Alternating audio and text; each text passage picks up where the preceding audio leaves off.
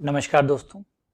आज हम number system का 5वां लेक्चर पढ़ने जा रहे हैं और इसमें हमारा टारगेट होगा एचसीएफ और एलसीएम, मतलब महत्तम समावर्त्य और लघुत्तम समावर्त्य। साथ ही साथ हम जो है अंक गणित की जो मूलभूत प्रमेय है उसको पढ़ेंगे, उससे जुड़े हुए कुछ शब्द पढ़ेंगे, गुणनखंड, गुणज, भाजक, ये जो कुछ वर्ड है इनको शामिल करेंगे। इन सबको शामिल करते हुए आज का लेक्चर जो है वो पूरा होगा। प्लस जो चीज थ्योरी पढ़ेंगे उस पर कुछ सवाल करेंगे ताकि वो जो थ्योरी है वो अच्छे से मजबूत हो जाए। ठीक है, चलिए स्टार्ट करते हैं। तो लेक्चर नंबर 5 है ये हमारा, है ना? ठीक है, आ जाइए। तो सबसे पहले जो दो नाम है उनको पहले कवर करते हैं। एक तो है गुणज, गुणज या मल्टीप्लायर। देखिए, आपने छोटी क्लास में सबसे पहले पहाड़े जरूर पढ़े होंगे।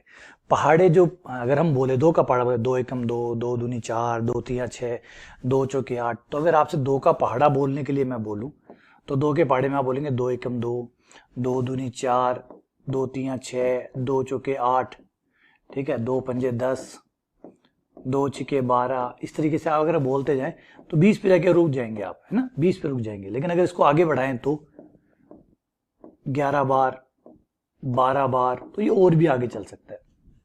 अब ये सारे नंबर जो है ये दो के पहाड़े में आते हैं, तो ये सब दो के गुणज कहलाएंगे। ये सब दो के गुणज कहलाएंगे।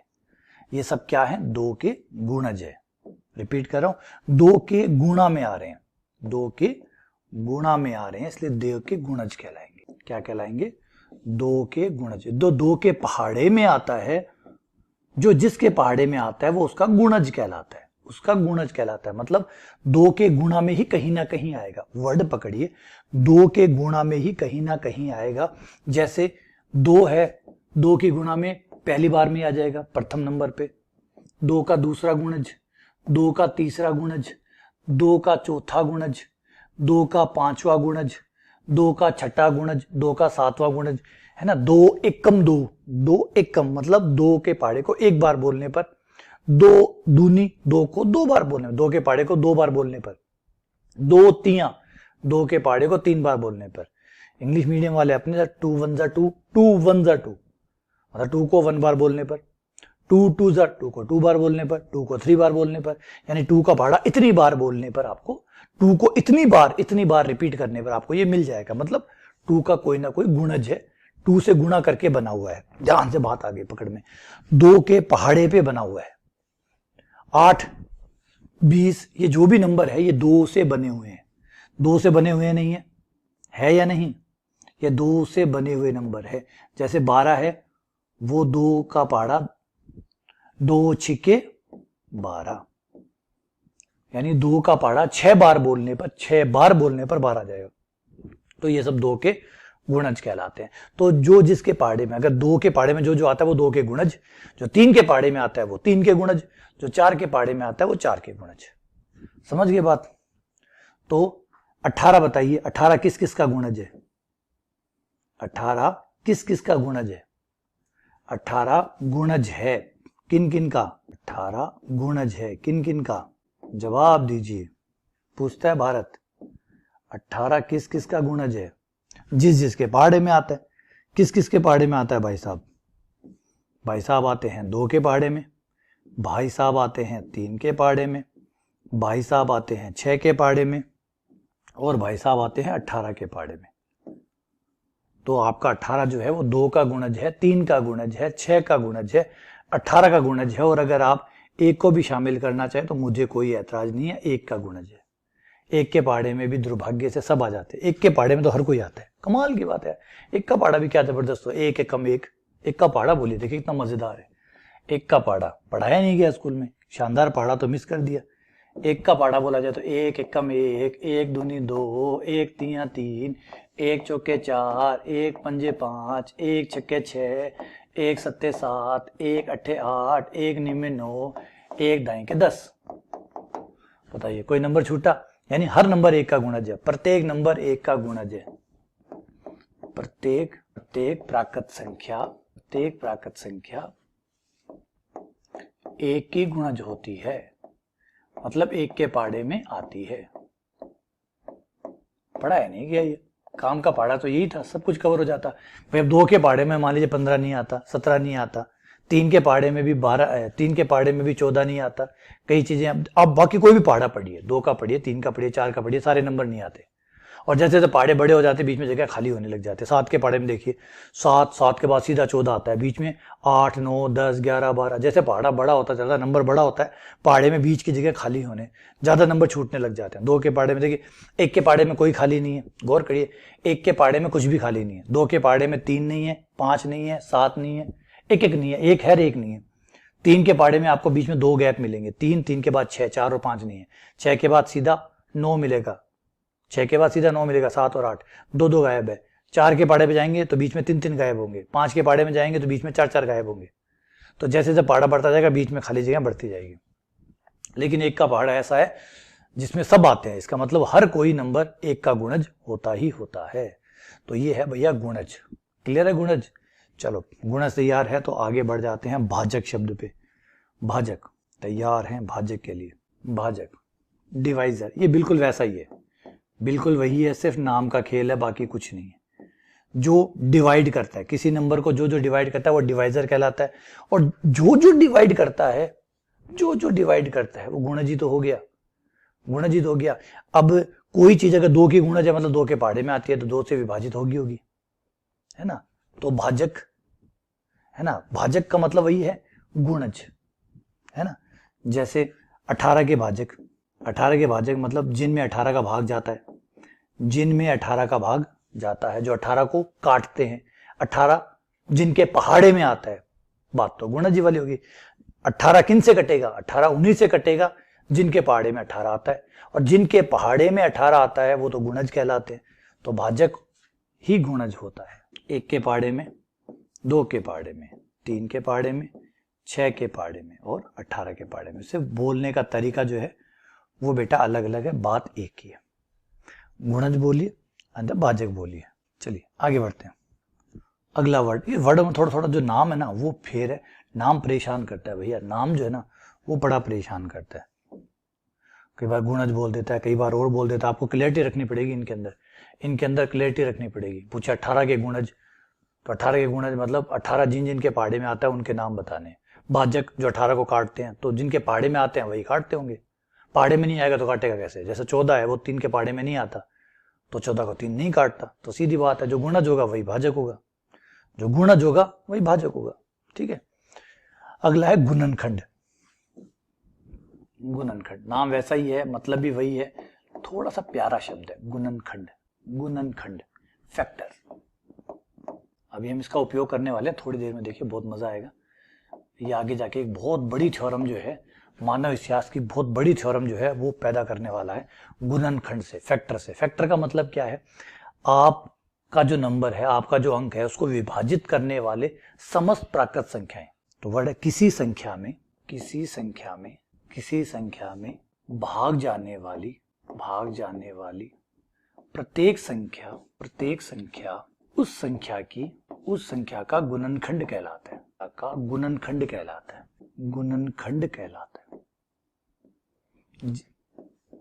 अब यहाँ पे कई बच्चों ने गुणनखंड की परिभाषा बड़े उपयुक्त तरीके से बड़ी गड़बड़ ले रखी है। थोड़ा सा समझिए, जिन जिन नंबरों का भाग जाता है, जो गुणज है, जो भाजक है, बस वही गुणनखंड है। जो गुणज है, जो भाजक है, वही गुणनखंड है। तो फिर गुणनखंड नया नाम क्यों रखा? थोड़ा सा भी समझाऊंगा कि क्यों रखा। तो फिलहाल तो समझ जाइए कि गुणनखंड का सीधा सीधा अर्थ ये है कि जिन जिन का भाग जाता है वो सबको इकट्ठा कर लीजिए। जिन जिन में भाग जाता है उन सबको इकट्ठा कर लीजिए। चॉइस बाबू आओ, चॉइस बाबू आओ। चॉइस बाबू में जिन जिन का भाग जाता है लिस्ट करिए। चॉइस में जिन जिन का भाग जाता है नंबर है 1। 1 का भाग जाता है, 2 का भाग जाता है, 3 का भाग साफ जाता है, 4 का भाग भी जाता है, 6 का भाग भी जाता है, 8 का भाग भी जाता है, 12 का भाग भी जाता है, 24 का भाग भी जाता है। ये सब क्या कहलाते हैं? चॉइस के गुणनखंड। चॉइस के गुणनखंड क्या कहलाते हैं? चॉइस के गुणनखंड। गुणनखंड का मतलब वो समस्त संख्याएं गुणनखंड कहलाती है जो चॉइस को विभाजित करती है, चॉइस को काटती है, चॉइस को काटती है वो समस्त संख्याएं। तो चॉइस के गुणनखंड कौन कौन है, कितने हैं? अब आपसे पूछे चॉइस के गुणनखंडों की संख्या बताइए, तो भाई चॉइस के कितने गुणनखंड हुए? 1 2 3 4 5 6 7 8। चॉइस के गुणनखंडों की संख्या 8 है। खंडों की संख्या 8 है। कितनी है? 8 है। गिनती गिनोगे तो कितने आएंगे? 8। 8 संख्याएं हैं जो चॉइस को काटती हैं। अलग अलग 8 संख्याएं हैं जो चॉइस को काटती है। अब यहां पर चॉइस तो ठीक था, चॉइस ठीक था। अगर ये नंबर थोड़ा बड़ा होता तो सपोज कीजिए 256 होता, 256 होता, तो क्या आप सारी संख्या एक एक करके ढूंढते? एक एक करके ढूंढते आप सारी संख्या की 256 को कौन कौन काटता है, और 256 तक यात्रा तय करते। चलिए 256 तक फिर भी कर लिया। मैं कहूं अगर आपको नंबर जो है वो थोड़ा बड़ा दे दूं, थोड़ा बड़ा दे दूं, सपोज कीजिए 2468 दे दूं, 2468, और अब कहूं अब बेटा बताओ, तो क्या आप 2468 तक जाओगे एक से शुरू करके? भैया बहुत मुश्किल हो जाएगा। इसका मतलब हमें कुछ मेथड चाहिए, कुछ तरीका चाहिए जिससे हम सीधा निकाल लें कि भाई इसके गुणनखंडों की संख्या कितनी है। डायरेक्ट कैसे निकल सकते हैं? डायरेक्ट कैसे निकल सकते हैं? सवाल हमारा ये है कि सीधे कैसे निकल सकते हैं? सीधे, तो जवाब है निकल सकते हैं। थोड़ा सा समय दीजिए। अब यहाँ पे जो है इन भाई बंधों को देखिए, अगर आप इनका थोड़ा सा वर्गीकरण करें तो देखेंगे इन भाई बंधुओं में से कुछ संख्याएं अभाज्य, अभाज्य, अभाज्य, और कोई अभाज्य नहीं। ये 2 संख्याएं ऐसी है जो अभाज्य, यानी अभाज्य संख्याएं भी है। अभाज्य अगर पूछे कि चॉइस के अभाज्य गुणनखंड कितने हैं, तो साहब है 2। चॉइस के, ये तो सभी आ गए, खाली गुणनखंड लिखा मतलब सारे बताने हैं।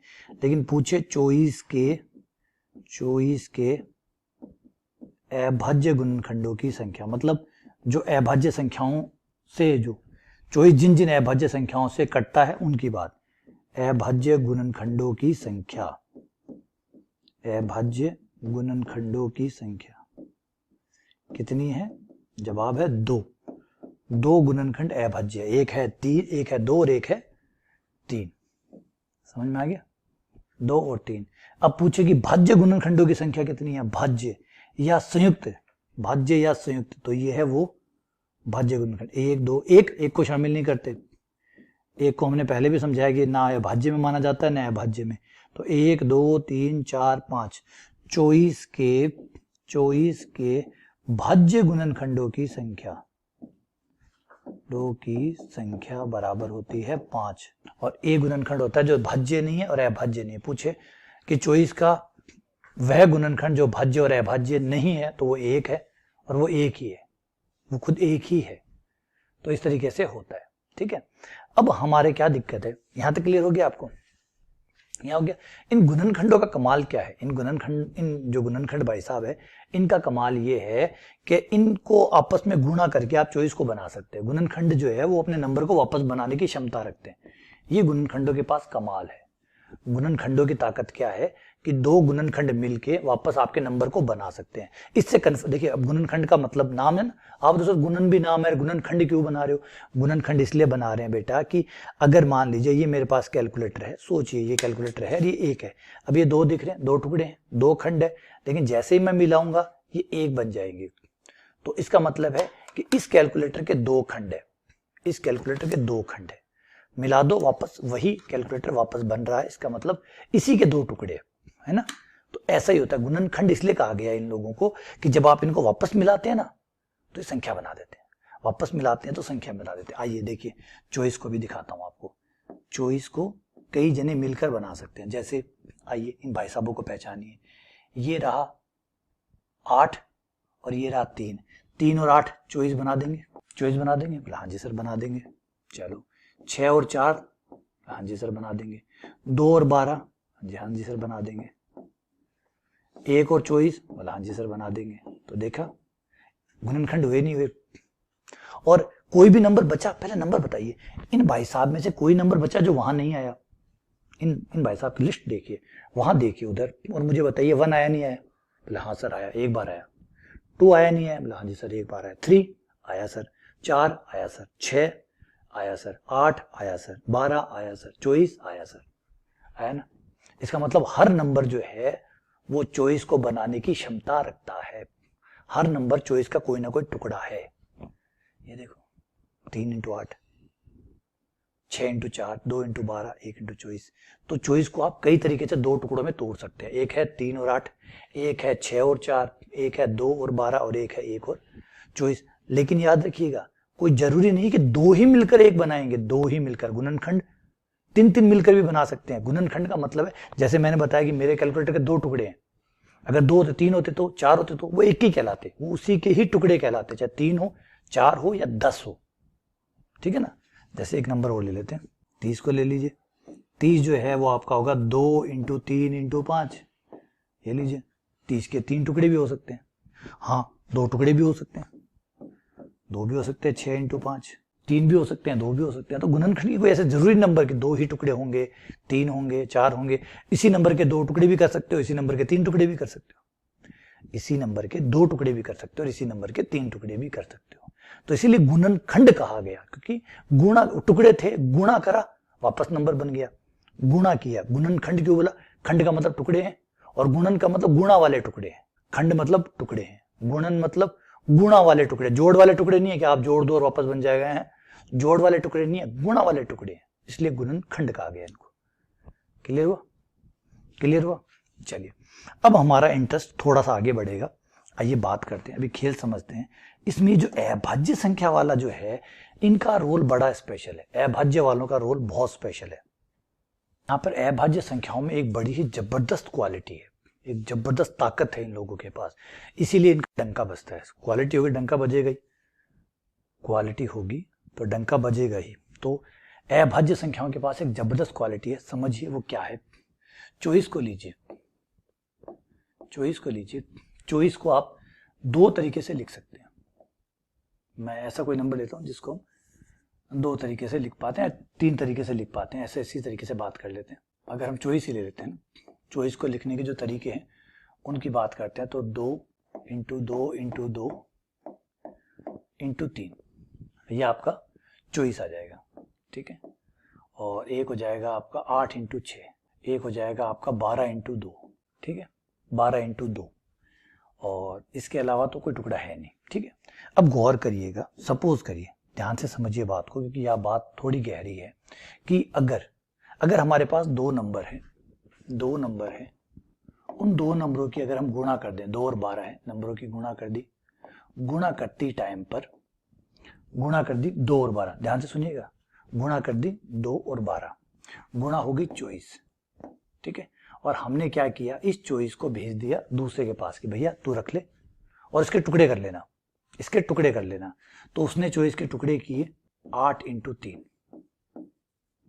अब बताइए, ये यूं ही समझिए कि आपका कमरा 2 गुना 12 का है। आपका मिस्त्री आया, जैसे आपको फर्श डलवाना है, आपने मिस्त्री को बता दिया कि भाई मेरा कमरा जो है वो 2 इंटू 12 यानी 24 स्क्वायर फीट है।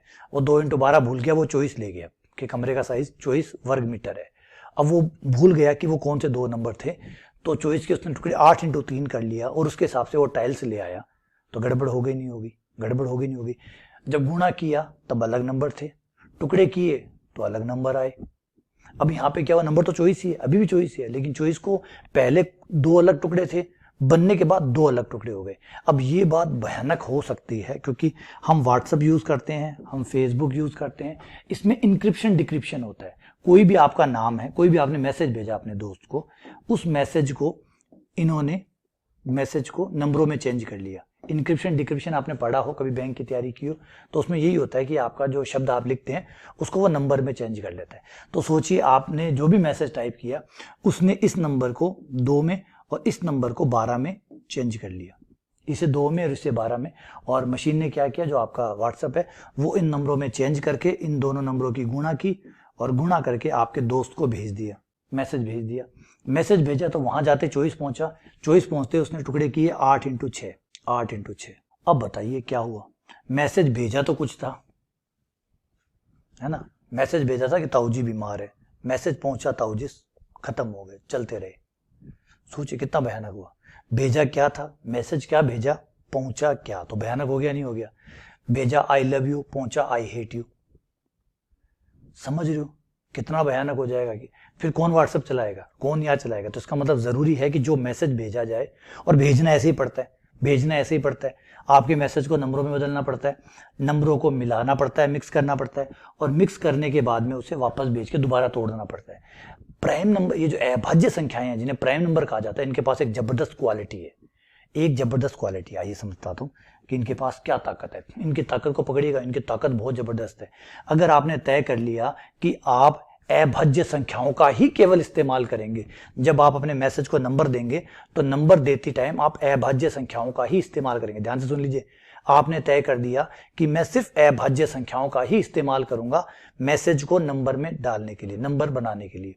तो मान लीजिए आपके पास 3 मैसेज आए, आई लव यू, ठीक है।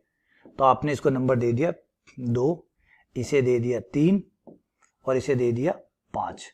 गुणा किया 2 3 5, ये हो गया 6 6 पंजे 30, 30 हो गया।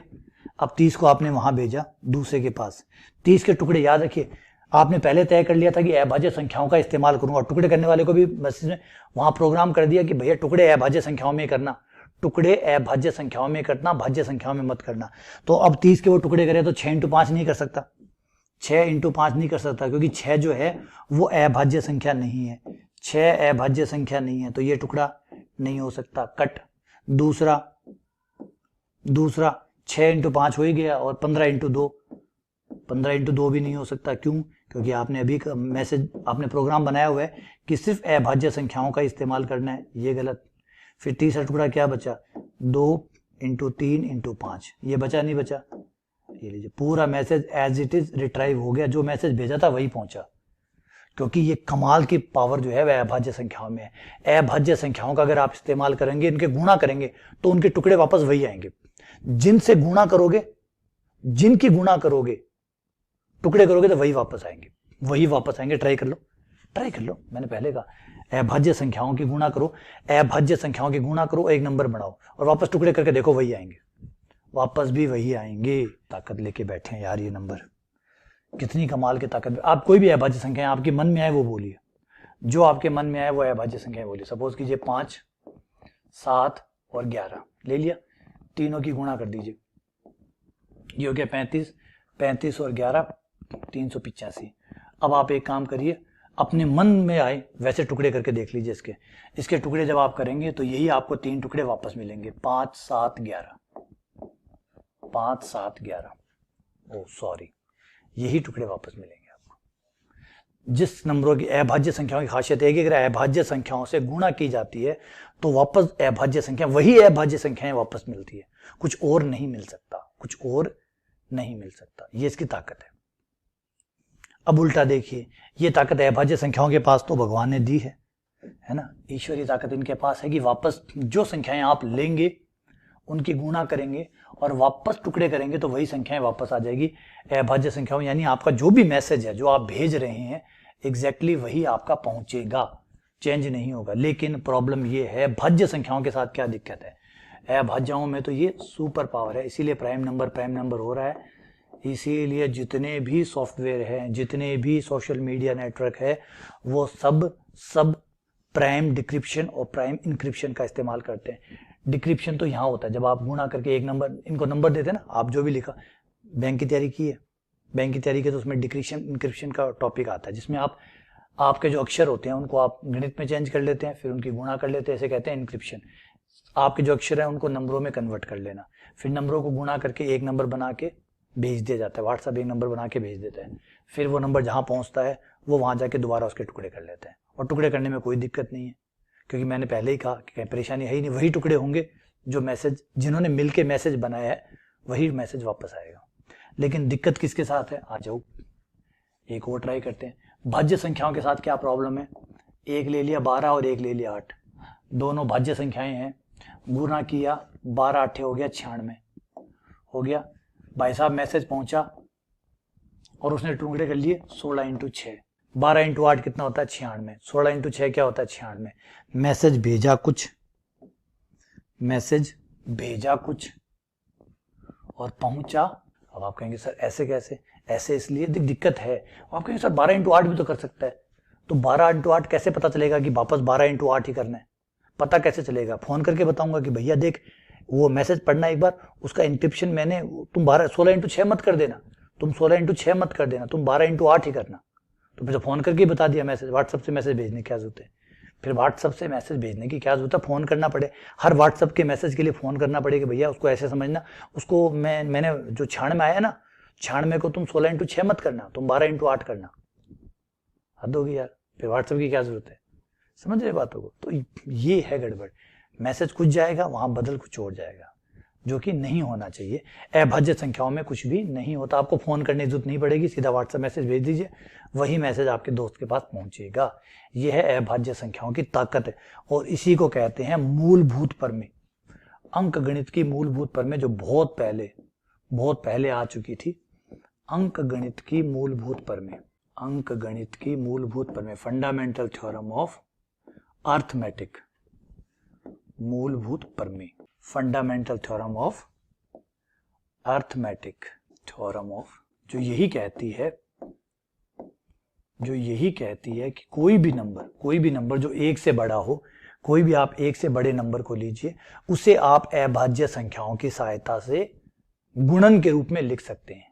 किसी भी कोई भी नंबर, एक को छोड़ के, सिर्फ एक को छोड़ दीजिएगा, एक से बड़ा कोई भी नंबर ए लीजिए, कोई भी पूर्णांक लीजिए जो एक से बड़ा हो, कोई भी धनात्मक पूर्णांक, नेगेटिव की तो बात ही नहीं करते, कोई भी धनात्मक पूर्णांक आपको लेना है, कोई भी संख्या आपको लेनी है, एक से बड़ी होनी चाहिए। हर एक से बड़ी संख्याओं को आप अभाज्य संख्याओं के गुणनफल के रूप में लिख सकते हैं, अभाज्य संख्याओं के गुणनफल के रूप में लिख सकते हैं। जैसे 2 है, 2 तो खुद 2 ही हो गया, लिखने की जरूरत ही नहीं है। 3 जो है वो तो खुद 3 ही हो गया, खुद ही अभाज्य संख्या हो गया। 4 जो है उसको 2 इंटू 2 क्या है? अभाज्य संख्या। 5 तो खुद ही 5 हो गया। 6 जो है उसको 2 इंटू 3 लिख सकते हैं। तो हर नंबर आप उठाइए, उसे आप अभाज्य संख्याओं के गुणनफल के रूप में लिख सकते हैं। 24 ले लीजिए, 24 कितना होता है? 2 इंटू 2 इंटू 2 इंटू 3, ये ले, सब अभाज्य संख्याएं है या नहीं है ना? कोई और नंबर ले लीजिए, कोई और नंबर आपकी मर्जी से जो आपको पसंद हो, मान लिया 30 ये रहा, 2 इंटू 3 इंटू, ये है खास बात। हर नंबर जो एक से बड़ा है, एक से बड़ा प्रत्येक धनात्मक पूर्णांक को आप अभाज्य संख्याओं के गुणनफल, अभाज्य संख्याएं सिर्फ अभाज्य संख्याओं के रूप में लिख सकते हैं। और क्यों लिखना चाहते हैं ये मैंने बता दिया, इकलौतापन। इससे जब आप लिखेंगे तो एक तरीके से आप लिख पाएंगे, कई टुकड़े नहीं होंगे, अलग अलग टुकड़े नहीं होंगे, एक ही टुकड़ा होगा। ये अच्छी बात है इसकी, इसलिए इनके भाव बढ़े हुए हैं। और आपको याद आता, छोटी क्लास में भी आपको यही सिखाया गया था, अभाज्य गुणनखंड। देखिए भाज्य गुणनखंड में तो फिर कोई से गुणनखंड कर लीजिए, सब चलेंगे। अभाज्य गुणनखंड में सिर्फ वही चलेगा जो एक होता है। आइए समझाता हूं मैं, यहाँ पे थोड़ा सा मुझे स्पेस दीजिए, मैं समझाता हूं। जैसे 24 का एग्जांपल लीजिए। 24 के कई गुणनखंड है। एक है 6 इंटू 8, 6 इंटू 4, एक है 8 इंटू 3, एक है 2 इंटू 12, एक है 2 इंटू 2 इंटू 2 इंटू 3, हो गया, एक हो गया 1 इंटू 24। अब आप गौर करिए कि इन सब में 4 गुणनखंड बने हैं। इन 4 गुणनखंडों में से एक गुणनखंड जो है ये भाज्य है, क्योंकि 6 भाज्य है, यहां 8 भाज्य है, 12 भाज्य है, 24 भाज्य है। लेकिन एक गुणनखंड ऐसा है, सिर्फ एक ही गुणनखंड ऐसा है जिसमें सबके सब अभाज्य है, है। इस गुणनखंड को कहते हैं हम अभाज्य गुणनखंड। क्योंकि सारी की सारी संख्याएं अभाज्य है, तो ये सब के सब अभाज्य गुणनखंड से मिलके हमने संख्या को बनाया है। ये कहलाते हैं संख्या के अभाज्य गुणनखंड। पूरा वर्ड बोलिएगा। जैसे ये हो गया 24 के कौन कौन गुणनखंड है, पहले उनकी लिस्ट कर दूं एक बार। 24 के जो गुणनखंड है वो है 1, 24 का गुणनखंड है 2, गुणनखंड का मतलब जिनमें 24 का भाग जाता है, जो 24 को काटते हैं। ये हो गया 6, 12 और 24, हो गया 1, 2, 3, 6, 12, 24। अब जो ध्यान रखिए, इन सारी संख्याओं में ये गुणनखंड हो गए। इन गुणनखंडों में से 2 गुणनखंड अभाज्य, 2 और 3 ये अभाज्य, ठीक है। तो जब आप अपनी संख्या को अभाज्य गुणनखंडों की सहायता से लिखते हैं, गुणन के रूप में लिखते हैं, तो ये कहलाते हैं संख्या के, मैं पूरा बोल दूं कहीं अर्ध जो ज्ञान है ना वो खतरनाक होता है, संख्या के अभाज्य गुणनखंड। और ये जो है ये कहलाते हैं संख्या के भाज्य गुणनखंड। संख्या के जिसमें भाज्य संख्या शामिल हो वो भाज्य गुणनखंड, और जिसमें सबकी सब संख्या, एक भी संख्या अगर भाज्य है, एक भी संख्या अगर भाज्य है तो भाज्य गुणनखंड कहलाता है। एक भी संख्या, जितनी संख्या उसको बना रही है, जितनी संख्या से गुणा करके वो बन रहा है, उन संख्या में से, उन गुणनखंडों में से एक भी गुणनखंड अगर भाज्य है तो टोटल का नाम ही भाज्य कहलाता है। ऐसे ही अगर सबके सब अभाज्य है तो हम कहते हैं अभाज्य गुणनखंड। और किसी संख्या के अभाज्य गुणनखंड इकलौता होता है, एक ही तरीका होता है, कोई दूसरा तरीका नहीं हो सकता। इसीलिए प्यारे लगते हैं। इकलौता तो सबको प्यारा लगता है ना। किसी के परिवार में, किसी माँ बाप के अगर एक ही बेटा है, इकलौता है, इकलौती संतान है, कितना प्यार करता होगा वो अपने बच्चे से। इकलौता है, इकलौते का तो प्यार ही बदल जाता है, क्योंकि पता है खोने के लिए सिर्फ एक है ना। निहाल करने वाला भी एक ही है, जीवन को पार कर लगाने वाला भी एक ही है। तो सब कुछ एक है, तो सब कुछ उसी पे ही डाल देते हैं, भैया तू ही संभाल, तू ही नैया पार कर। समझे इकलौता होना कितना इंपॉर्टेंट होता है, वही है इकलौतापन। और इकलौतापन तो सबको पसंद है। आ जाओ आगे बढ़ते हैं। आइडिया समझ में आ गया अंग्रेजी, ये है हमारी खास बात। अब एक चीज हमने यहां देख ली, एक इंपॉर्टेंट चीज है वो देखनी बाकी है कि भाई गुणनखंडों की संख्या कितनी होगी, गुणनखंडों की संख्या कितनी होगी। जैसे अभी हमने चॉइस के बारे में बताया था, ध्यान दीजिए, चॉइस के बारे में हमने बताया था कि जो चॉइस है, चॉइस को कई तरीके से तोड़ा जा सकता है, गुणनखंड किए जा सकते हैं। चॉइस के कितने प्रकार से गुणनखंड किए जा सकते हैं? एक है 1 × 12, एक प्रकार। दूसरा है 1 × चॉइस। मैं क्रम को महत्व नहीं दे रहा हूं, आगे पीछे का कोई फर्क नहीं। 1 × चॉइस, गुणा में तो 1 × चॉइस, चॉइस × 1 ही होता है।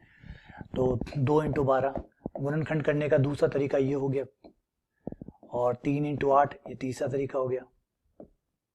6 × 4 ये चौथा तरीका हो गया, ठीक है। और एक हो गया आपका 2 × 2 × 2 × 3, ये आपका चौथा तरीका हो गया। तो आपके पास 4 तरीके हो गए, है ना। कितने? 5 तरीके हो गए।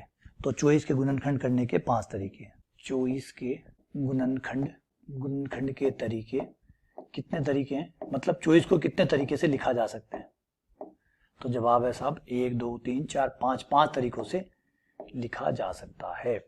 5 तरीकों से लिखा जा सकता है। तो बेटा इसको जो है पार्टीशन कहते हैं। इंग्लिश में इस वर्ड का बहुत प्यारा नाम है, वो है पार्टीशन। एक नंबर को तोड़ने के तरीके। और जो हमारे रामानुजन है, श्रीनिवासन रामानुजन है, उन्होंने इसी के ऊपर काम किया था, पार्टीशन के ऊपर। अगर आपने मूवी देखी हो a man who knew infinity, a man who knew infinity, उसमें जब वो कैम्ब्रिज में जाते हैं तो जीएच हार्डी के साथ जब वो मिलते हैं तो जीएच हार्डी उन्हें अपना प्रोजेक्ट बताते हैं कि भाई एक नंबर को कितने तरीकों से तोड़ा जा सकता है, इसकी संख्या कैसे निकाले। बना के तो निकाल सकते हैं, बना के तो निकाल सकते हैं। और याद रखिए बनाने वाला तरीका केवल छोटे नंबरों तक सीमित है। अगर छोटे नंबर है तो आप बना के निकाल सकते हैं, लेकिन अगर नंबर बहुत बड़ा हो तो नंबर 8 अंकों का, 16 अंकों का, 32, 50 या 1000 अंकों का कोई नंबर हो तो क्या आप तोड़ तोड़ के देखेंगे? तो जवाब है ना भाई, संभव नहीं है। तो कैसे किसी नंबर के पार्टीशन निकाले जा सकते हैं, कितने पार्टीशन होंगे, कितने तरीके से उसको तोड़ा जा सकता है। देखिए तरीके हैं ये बेटा, चॉइस को तोड़ने के तरीके हैं। एक तरीका ये है, चॉइस को ऐसे तोड़ा जा सकता है, एक ऐसे टुकड़े किए जा सकते हैं, एक इस तरीके से टुकड़े किए जा सकते हैं, एक इस तरीके से टुकड़े किए जा सकते हैं, एक इस तरीके से टुकड़े किए जा सकते हैं। कुल 5 तरीके से टुकड़े किए जा सकते हैं। यानी कहने का मतलब 5 पार्टीशन, पार्टीशन का मतलब टुकड़ा, है ना, टुकड़े किए जा सकते हैं। तो किसी के लिए व्यापक तौर पे कैसे निकाला जाए, कितने तरीके हैं, ये कैसे निकाला जाए, तो रामानुजन ने फॉर्मूला दिया जिसे पार्टीशन फॉर्मूला कहते हैं। पार्टीशन फॉर्मूला वो एडवांस फॉर्मूला है, अभी फिलहाल हमारे काम का नहीं है और ना हम लगा सकते। एक रिग्रेसिव रिलेशन है, रिग्रेसिव का मतलब पुनरावर्ती संबंध है। एक पहले आपको एक मान निकालना पड़ता है, फिर वापस रखो, फिर वापस रखो, फिर वापस रखो, इस तरीके से फॉर्मूले को घुमाना पड़ता है, तब जाके सही आंसर उसमें मिलता है। तो पार्टीशन फॉर्मूला है वो। और इसका क्या रोल है? इसका रोल बहुत कमाल का है, बहुत जबरदस्त रोल है। कहाँ काम आता है ये टुकड़े? हम कई बार है ना बच्चे पूछते रहते हैं सर कहाँ काम आता है, कहाँ काम। चलिए काम बता देते हैं ये कहाँ काम आता है। आप एटीएम में जाएंगे, एटीएम में जाने के बाद आप इंटर कर देते हैं भैया मुझे 2000 रुपये चाहिए। एटीएम में आपने तो इंटर कर दिया कि 2000 रुपये चाहिए। अब एटीएम मशीन जो है उसमें 100 के गुणज, 200 के गुणज, 500 के गुणज और 2000 के गुणज पड़े हैं, नोट पड़े हैं उसके अंदर। अब वो भी मशीन भी ये देखेगी, क्योंकि मशीन के पास पूरा कैलकुलेशन है कितने 2000 के हैं, कितने हैं। तो पहले हम बताते हैं कि भैया वो पहले जो है जब आप एटीएम में जैसे आप 2000 रुपये एंटर करते हैं वो 2000 के सारे संभावित टुकड़े बनाता है। किनको शामिल करते हुए?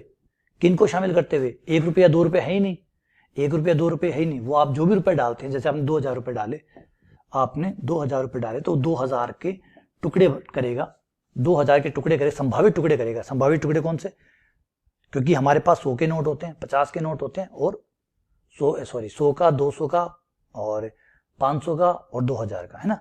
तो ऐसे हो सकता है कि 2000 का एक टुकड़ा, 2000 का एक ही नोट, या फिर 500 के 4, 2000 का एक, 500 के 4, या फिर 200 के 10।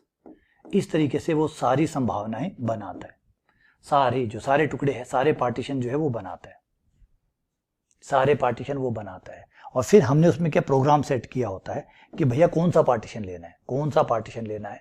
ज्यादातर हम जिस पार्टीशन को फेवर करवाते हैं वो क्या भैया, इस पार्टीशन में पहले, हाँ ज्यादातर जो है वो बड़े वाले लेते हैं पार्टीशन। ज्यादातर जो है प्रोग्राम पे डिपेंड करता है कौन क्या प्रोग्रामिंग कर रहा है, कंप्यूटर बेचारे के पास कहाँ दिमाग, वो तो जो आप देंगे वो उसके हिसाब से करेगा। तो हमने कहा कि भैया इस पार्टीशन में जो सबसे बड़ा पार्टीशन हो वो सबसे पहले उठा लेना, सबसे बड़ा पार्टीशन पहले उठाना, ये वाला, ये पार्टीशन जो है ये पहले उठाना। 2000 का एक नोट देके पीछा छुटा लेना। लेकिन अगर मशीन के पास 2000 का नोट नहीं है तो मशीन फिर दूसरे पार्टीशन पे आएगी, और वहां पे मान लीजिए 500 का नोट कम पड़ गया, 500 का नोट कम पड़ गया तो तीसरे पार्टीशन पे आएगी, फिर चौथे पार्टीशन पे आएगी, इस तरीके से। अब आप कहेंगे सर अगला पार्टीशन तो 200 का है, ना अगला 200 का नहीं होगा, अगला 500 का ही होगा, अगला 500 का ही होगा। 500 के नंबर हम कम कर देंगे, 500 इंटू 3, 200 इंटू 2, इस तरीके से इस क्रम में जो है वो पार्टीशन किए जाते हैं। पार्टीशन जो है बड़े नंबर के आधार पे किए जाते हैं, बड़े नंबर से छोटे नंबर की तरफ होते हैं। मशीन आप पढ़िएगा कभी कंप्यूटर प्रोग्रामिंग में, तो उसमें इस तरीके से पार्टीशन होते हैं। तो ये पार्टीशन फेल हो गया क्योंकि 2000 का नोट नहीं था, 500 के 4 नहीं थे, इसलिए मशीन ने ये भी स्किप कर दिया, फिर इस पे आ गई। 500 के 3 दिए, 200 के 2 दिए, 100 के 1 दिए, चलो 2000 पे पहुंच गए।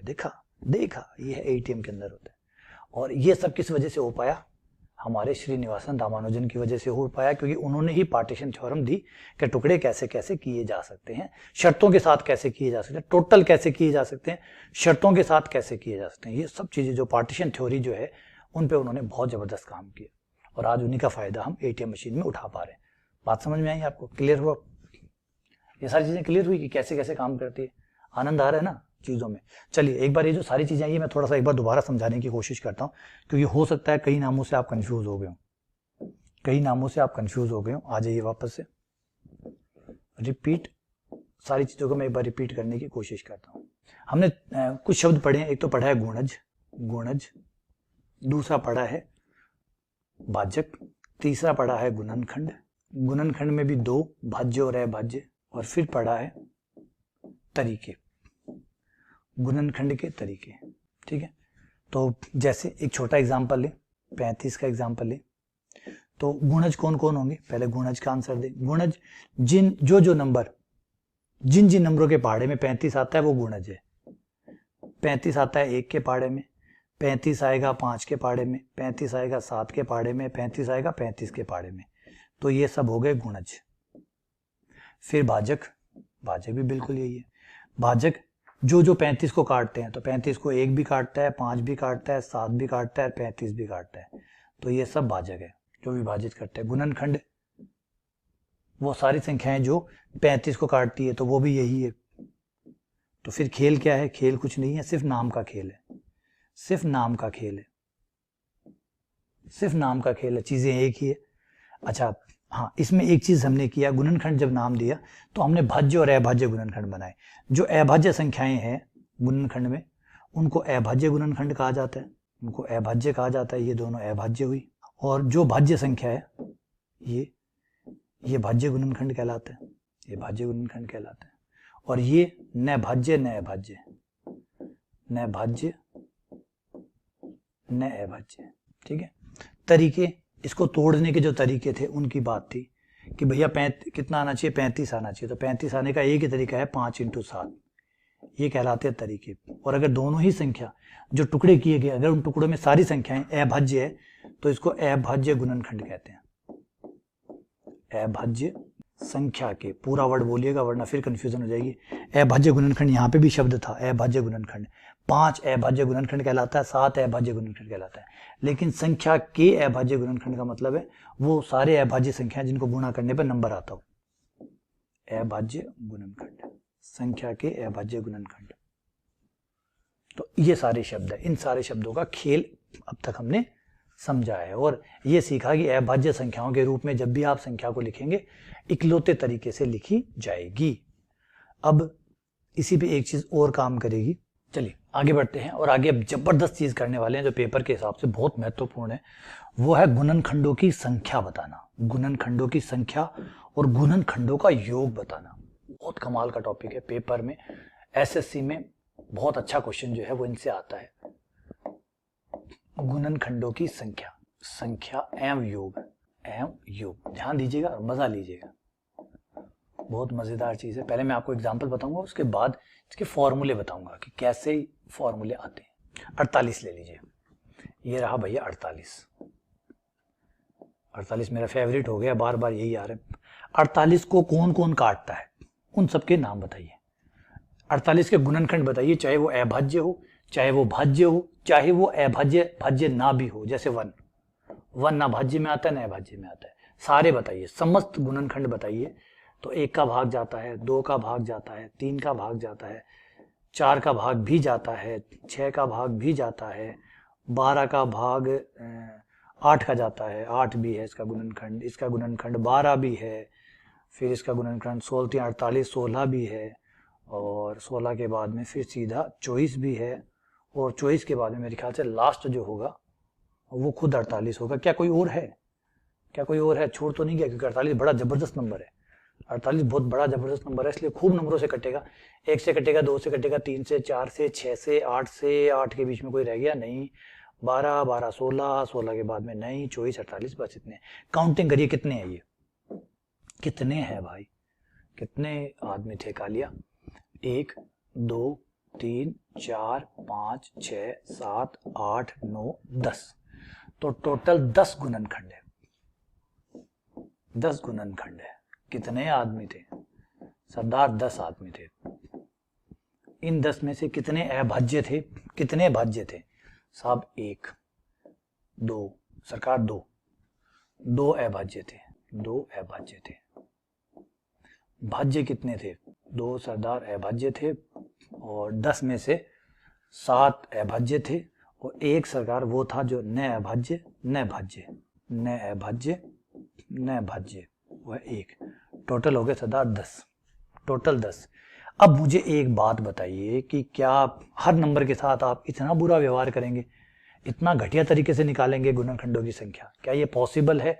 किसी बड़े नंबर के साथ, किसी बड़े नंबर के साथ ये तरीका पॉसिबल है? सपोज कीजिए 1024, मतलब 1024 है, 1024 में आप भाग देते जाइए, ढूंढते जाइए, ढूंढते जाइए, सुबह से शाम हो जाएगी। और अगर वो नंबर थोड़ा और बड़ा कर लूँ तो 2 दिन भी हो सकते हैं। तो ये घटिया तरीका है। बढ़िया तरीका क्या है, आइए बात बताता हूँ। एक काम करिए, तरीका, फॉर्मूला देखिए, फॉर्मूला बहुत प्यारा है। वो कहता है कि भाई आपने अंक गणित की मूलभूत प्रमेय पढ़ी ली। मूलभूत प्रमेय कहती है कि कोई भी नंबर x जब आप लेंगे, कोई भी नंबर आप x लेंगे, वो अभाज्य संख्याओं के गुणा के रूप में लिखा जा सकता है। पहली अभाज्य संख्या मान लीजिए p1 है, p1 कुछ भी 2 है, 3 है, 5 है, जो भी है, उसकी कोई ना कोई पावर आई, सपोज कीजिए m पावर दे देता हूं मैं, m पावर, या m1 नाम दे देते ना, ज्यादा अच्छा नाम रहेगा, या अल्फा 1 अल्फा 2, अल्फा 1 मुझे सुंदर लगता है, नामों में भी सुंदरता देख रहे हैं, देखो p की पावर अल्फा 1, p1, जो भी अभाज्य संख्या है और उस पर जो भी पावर आए, कोई पावर नहीं है, एक पावर तो आएगी, ठीक, इनटू दूसरी अभाज्य संख्या जो उसमें आई, वो मान लीजिए वो p2 है और उसकी पावर अल्फा 2 है, तीसरी मान लीजिए आई p3 और उसकी पावर अल्फा 3 है।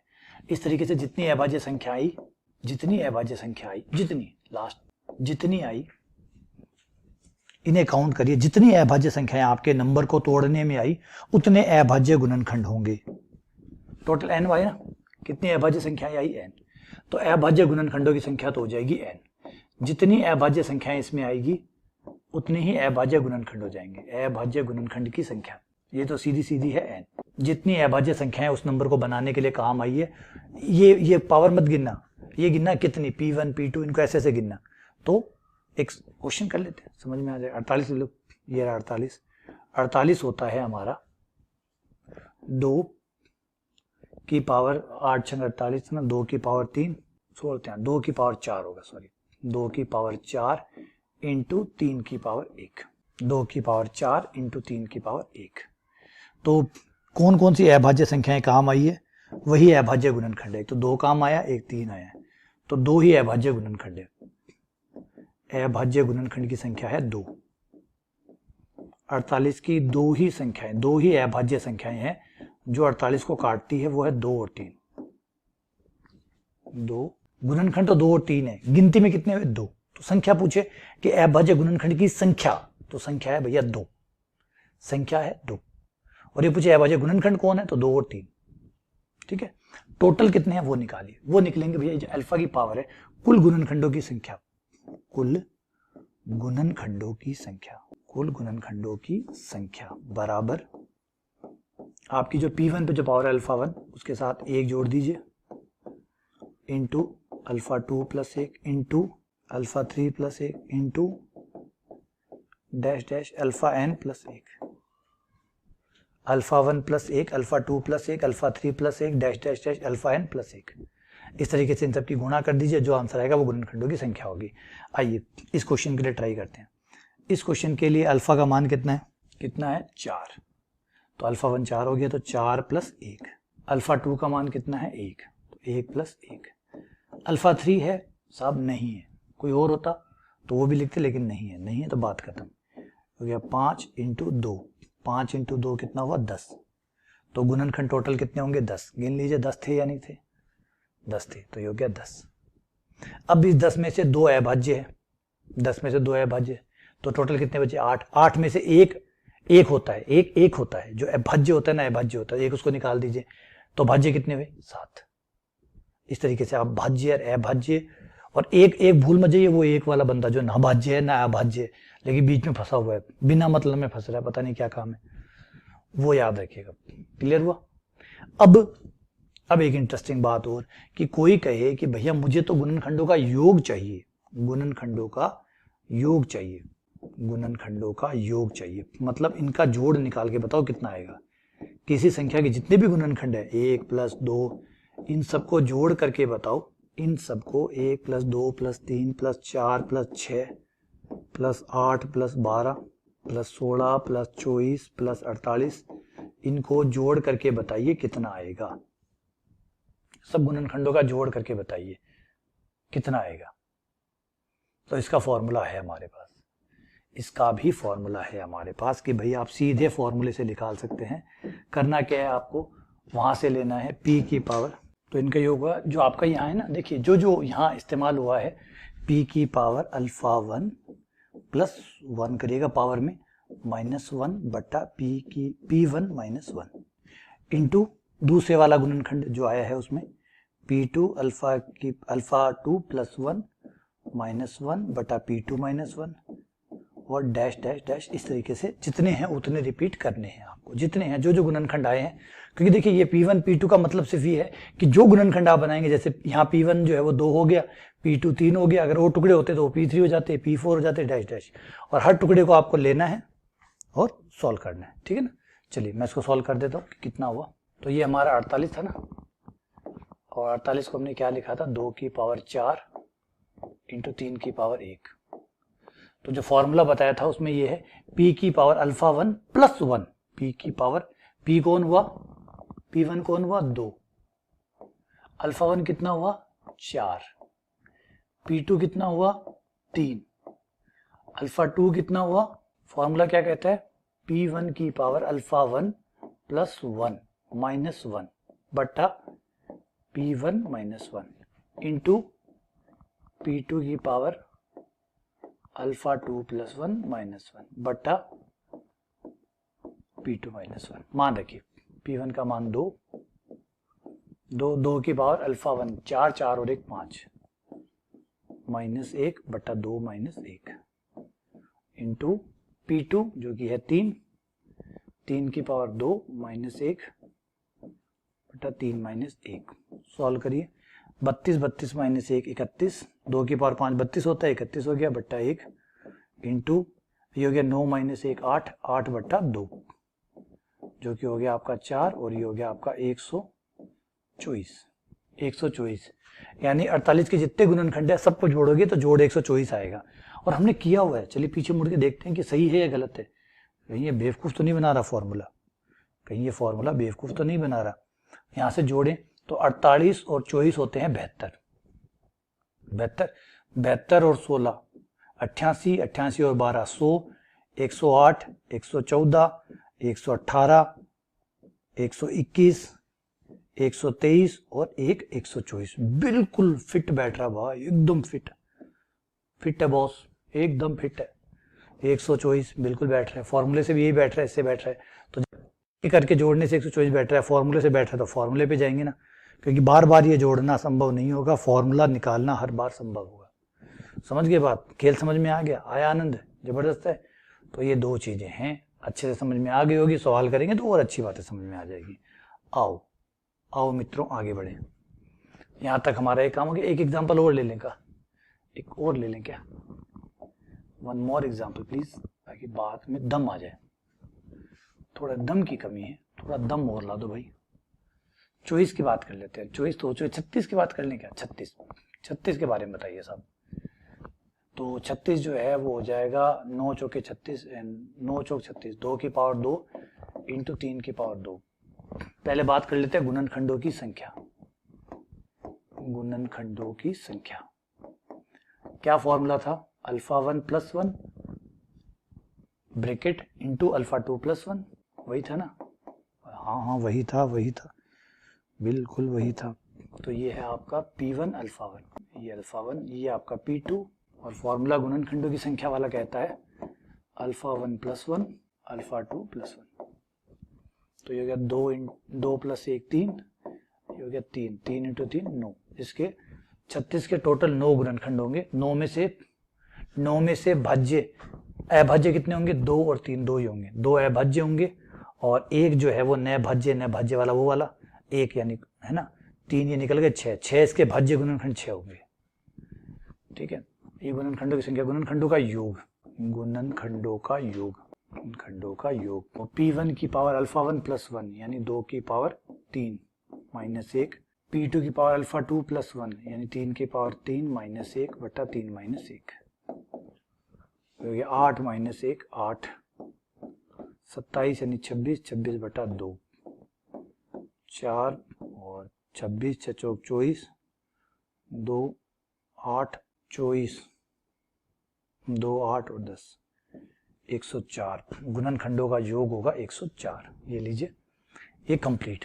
तो ये हो गई हमारी बेसिक कहानी पूरी। आ जाइए, कहानी के बाद में आप पहुंच गए हैं महत्तम समावर्त्य, लघुत्तम समावर्त्य, तम समावर्त्य। एक एक करके बात कर लेते हैं और फिर दोनों को एक साथ भी बुला लेंगे। एक क्लास जब हमारी पढ़ाई होती है उसमें से एक क्लास तो इन महत्तम और लघुत्तम पे ही डेडिकेट होती है, उसमें पूरे साल भर महत्तम समावर्त्य लघुत्तम समावर्त्य यही सिखाते रहते हैं। इसको HCF भी कहते हैं, कई इसको GCD भी कहते हैं, भैया अंग्रेज है कुछ भी कह सकते हैं, GCD भी कहते हैं। HCF की फुल फॉर्म होती है highest common factor, highest common, ठीक है। और जो अंग्रेज है उन्होंने 2 नाम रखे हुए हैं, तो एक नाम GCD भी है, GCD है ग्रेटेस्ट। अब हाईएस्ट और ग्रेटेस्ट में क्या फर्क है, कोई नहीं, एक ही बात है। कॉमन तो कॉमन ही है, इंग्लिश में दोनों ही वर्ड में कॉमन है। फैक्टर का मतलब होता है गुणज, और गुणनखंड, फैक्टर का मतलब गुणनखंड, और डिवाइजर का मतलब होता है भाजक। और मैंने आपको बताया था कि गुणज हो चाहे भाजक हो चाहे गुणनखंड हो, ये तीनों वर्ड एक ही है, तो इसलिए नाम एक ही है, सिर्फ बोलने का फर्क है। और हिंदी वाले इसको छोटा करके बोलते हैं मैस है, इसका मैस है निकालो।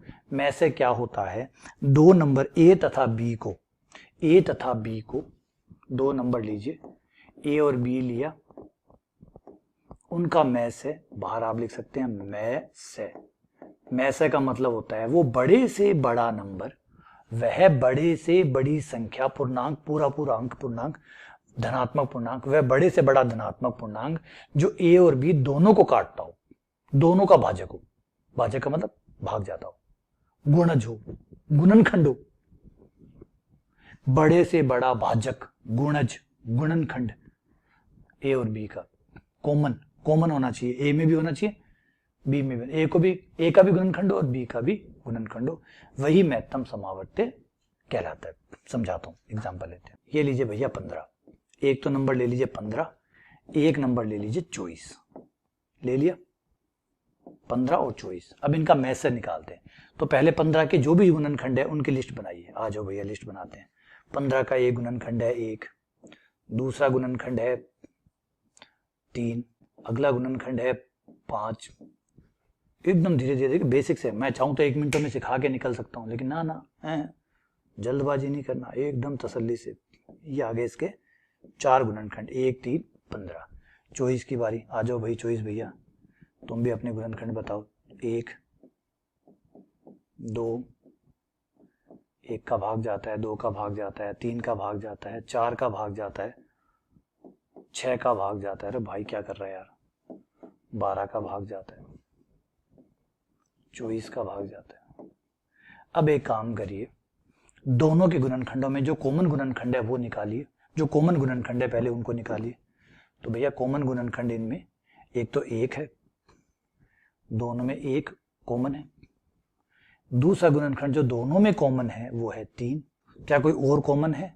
तो जवाब है नहीं, क्योंकि वर्ड कॉमन की लाज रख रहे हैं, कॉमन वर्ड जो है उसकी लाज रख रहे हैं। कॉमन गुणनखंड जो दोनों में कॉमन हो वो ले लीजिए, ले लिए। फिर भैया ने कहा है कि जो बड़ा हो फिर वो लीजिए जो बड़ा हो। तो भैया 1 आया 3, 1 आया 1 और 1 आया 3, बड़ा कौन है? 3। फिर जो हाईएस्ट वर्ड कहा गया है उसकी लाज रखेंगे, कहा है तो मानेंगे ना, हम तो आज्ञाकारी हैं, बचपन से लिखते हैं आपका आज्ञाकारी है ना। कौन बच्चा ऐसा है जो भारत में पढ़ा हो और आपका आज्ञाकारी ना हो? तो सब आज्ञाकारी, तो आज्ञा मानेंगे। तो ये रहा 3, तो हो गया मैथ से हो गया 3। तो ये है परिभाषा के अनुसार काम। भैया दोनों ही नंबर के जो भाजक है, गुणनखंड है, गुणज है, जो चाहे बोलिए, उनके जो सारे टुकड़े हैं वो सारे लिख लीजिए। उन सारे टुकड़ों में से जो कॉमन टुकड़े हैं उनका पता करिए, और उन कॉमन टुकड़ों में जो सबसे बड़ा टुकड़ा है, सबसे बड़ा टुकड़ा है वही मैथ है, वही महत्तम समावर्ती है, वही जीसीडी है, वही एचसीएफ है। क्लियर हो गया आपको? हो गया। अब इसकी खासियत एक और है, एक खासियत और बताता हूं। देखिए चीजों को प्राप्त करने के कई तरीके हो सकते हैं। एक तरीका है कि वह बड़े से बड़ा अंक, वह बड़े से बड़ा धनात्मक पूर्णांक जो 15 और 24 को काटता हो। अब देखिए 15 है, 15 को काटता है लेकिन 24 को नहीं काटता। 4 जो है, 24 जो है वो 24 को काटता है लेकिन 15 को नहीं काटता। तो हमें एक ऐसा, इन दोनों साइड से ऐसा कॉमन निकालना है जो दोनों को काटता हो। कॉमन का मतलब दोनों को काटता हो और सबसे बड़ा हो, दोनों को काटता हो और सबसे बड़ा हो। तो भैया सबसे बड़ा और दोनों को काटने वाला एक ही है, वो है 3। दोनों को काटे मतलब दोनों का ही भाजक हो, दोनों का ही गुणनखंड हो, दोनों का ही गुणज हो, दोनों को ही विभाजित करता हो और सबसे बड़ा हो, तो वो है 3। तो मैथ से हो गया 3। तो समझा है? अब अगर आपको इतनी रामायण नहीं करनी है तो आप एक आराम से बड़े खुशी खुशी बैठ के चिल करते हुए भी क्वेश्चन को कर सकते हैं, चिल मारते हुए भी एकदम खुशी से भी कर सकते हैं। जीसीडी मतलब ग्रेटेस्ट कॉमन डिवाइजर। भैया हमें 12 का और 15 का जीसीडी बताइए। तो आप देखिए ऐसा कोई नंबर जो 12 को भी काटे और 15 को भी काटे और बड़े से बड़ा हो, बड़े से बड़ा, उससे बड़ा नहीं होना चाहिए। जैसे छोटे मिल जाए चल जाएंगे, छोटे कोई बात नहीं, बड़ा नहीं होना चाहिए।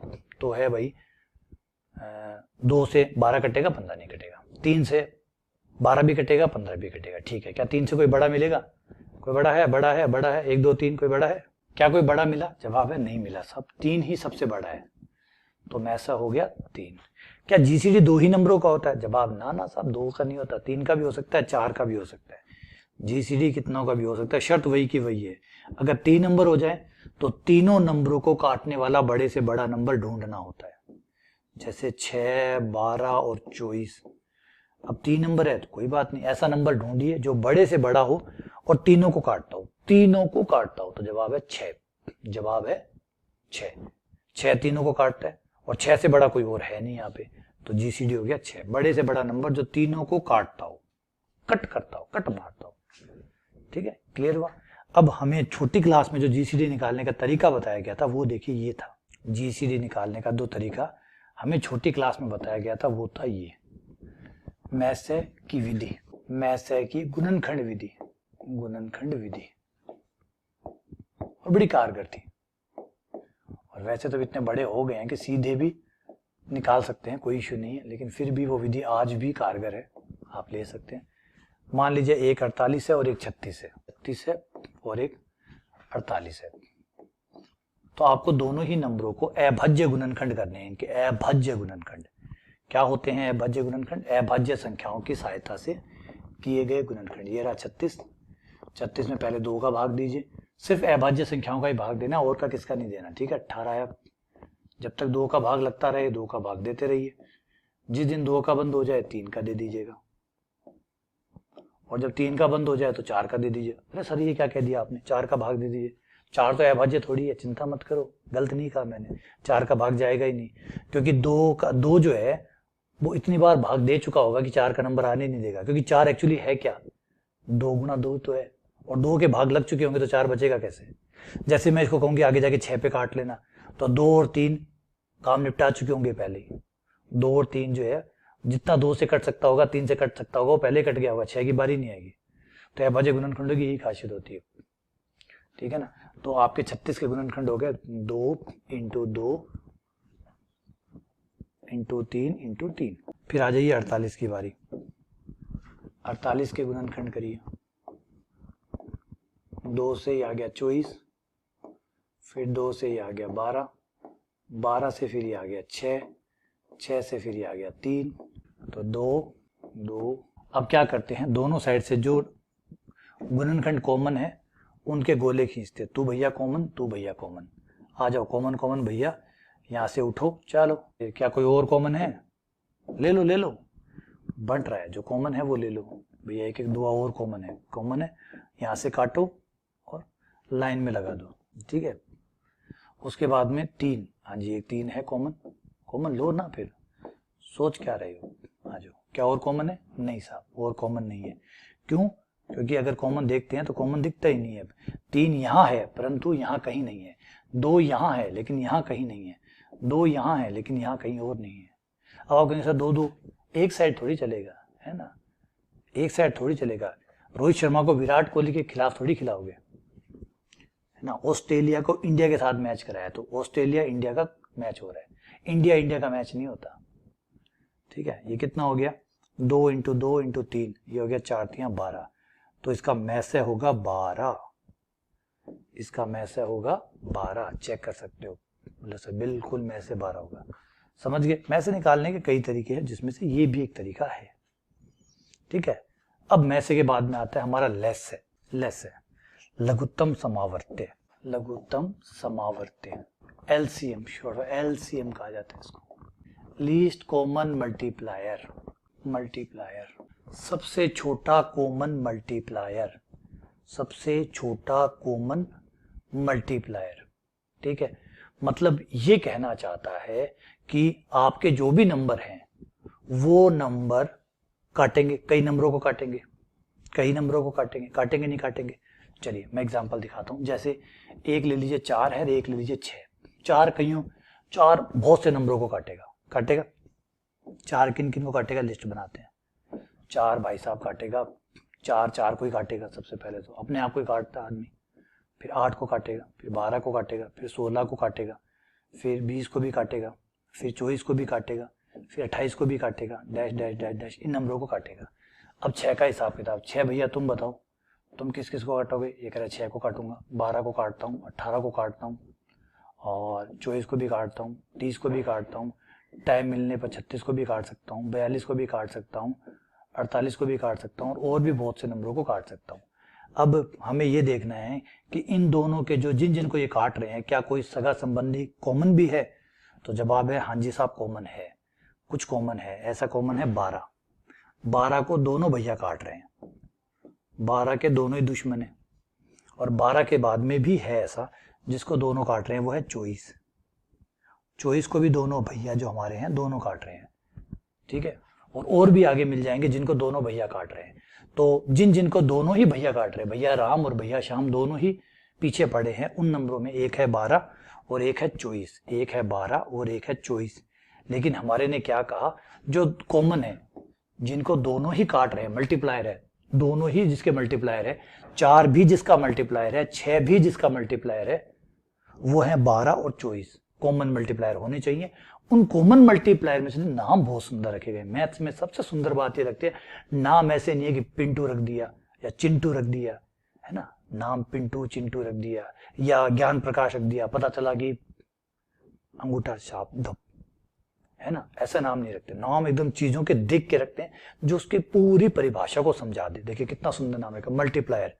आपके नंबर जिन जिन के मल्टीप्लायर हैं उनकी लिस्ट बनाइए, उनमें से कॉमन मल्टीप्लायर ढूंढिए, ये रहे common multiplier. In common multiplier में से जो लीस्ट है, मतलब सबसे छोटा है, वो लीजिए। सबसे छोटा कौन है? 12, तो आंसर हुआ 12, एलसीएम कहलाया 12। एलसीएम या लेस है ऑफ 4 और 6, कितना हुआ? 12 हुआ। 12 वह सबसे छोटा नंबर है, सबसे पहला नंबर है जो 4 और 6 दोनों पे कटता है। 4 और 6 दोनों ही जिसके मल्टीप्लायर है, वो सबसे छोटा नंबर है 12। बात समझिए, 12 सबसे छोटा नंबर है जिसके 4 और 6 दोनों ही मल्टीप्लायर है। ये काम होता है। आगे बात समझे, इस तरीके से आप निकालते हैं। क्लियर हो गया? 3 बंदे होते तो क्या करते? बोला 3 लिखते, फिर तीनों में जो कॉमन होते, जो तीनों के जो मल्टीप्लायर है उनको लेते, फिर उनमें से जो सबसे छोटा होता वो आंसर। इतना इजी है? हाँ, इतना इजी है। इसको निकालने के लिए हमारी एक विधि है ना, एक विधि है जो छोटी क्लास में हमें सिखाई गई थी, कारगर है, मजेदार है, सुंदर है, वो आप इस्तेमाल कर सकते हैं। मान लीजिए आपसे कहे कि भैया एलसीएम ऑफ 8, 15 और 24 का एलसीएम निकालिए। 8, 15 और 24 का एलसीएम निकाल के दिखाइए। तो ये रहा 8, ये रहा 15, ये रहा 24। और इसमें ये होता था कि पहले आप 2 का भाग दीजिए, 2 का भाग दीजिए तो आ जाएगा 4। 15 नहीं कटता, जो नहीं कटता जबरदस्ती मत काटिएगा, जबरदस्ती नहीं काटना, प्यार से कटे तो स्वागत है, नहीं कटे तो सीधा सीधा आ जा भाई, चल भाग, प्यार से काटने। फिर 2 से काटे दोबारा, 2, 15, जब तक कट रहे हैं काटते रहिए। जब कटना बंद हो जाए तो 3 का पढ़ा शुरू कर दीजिएगा।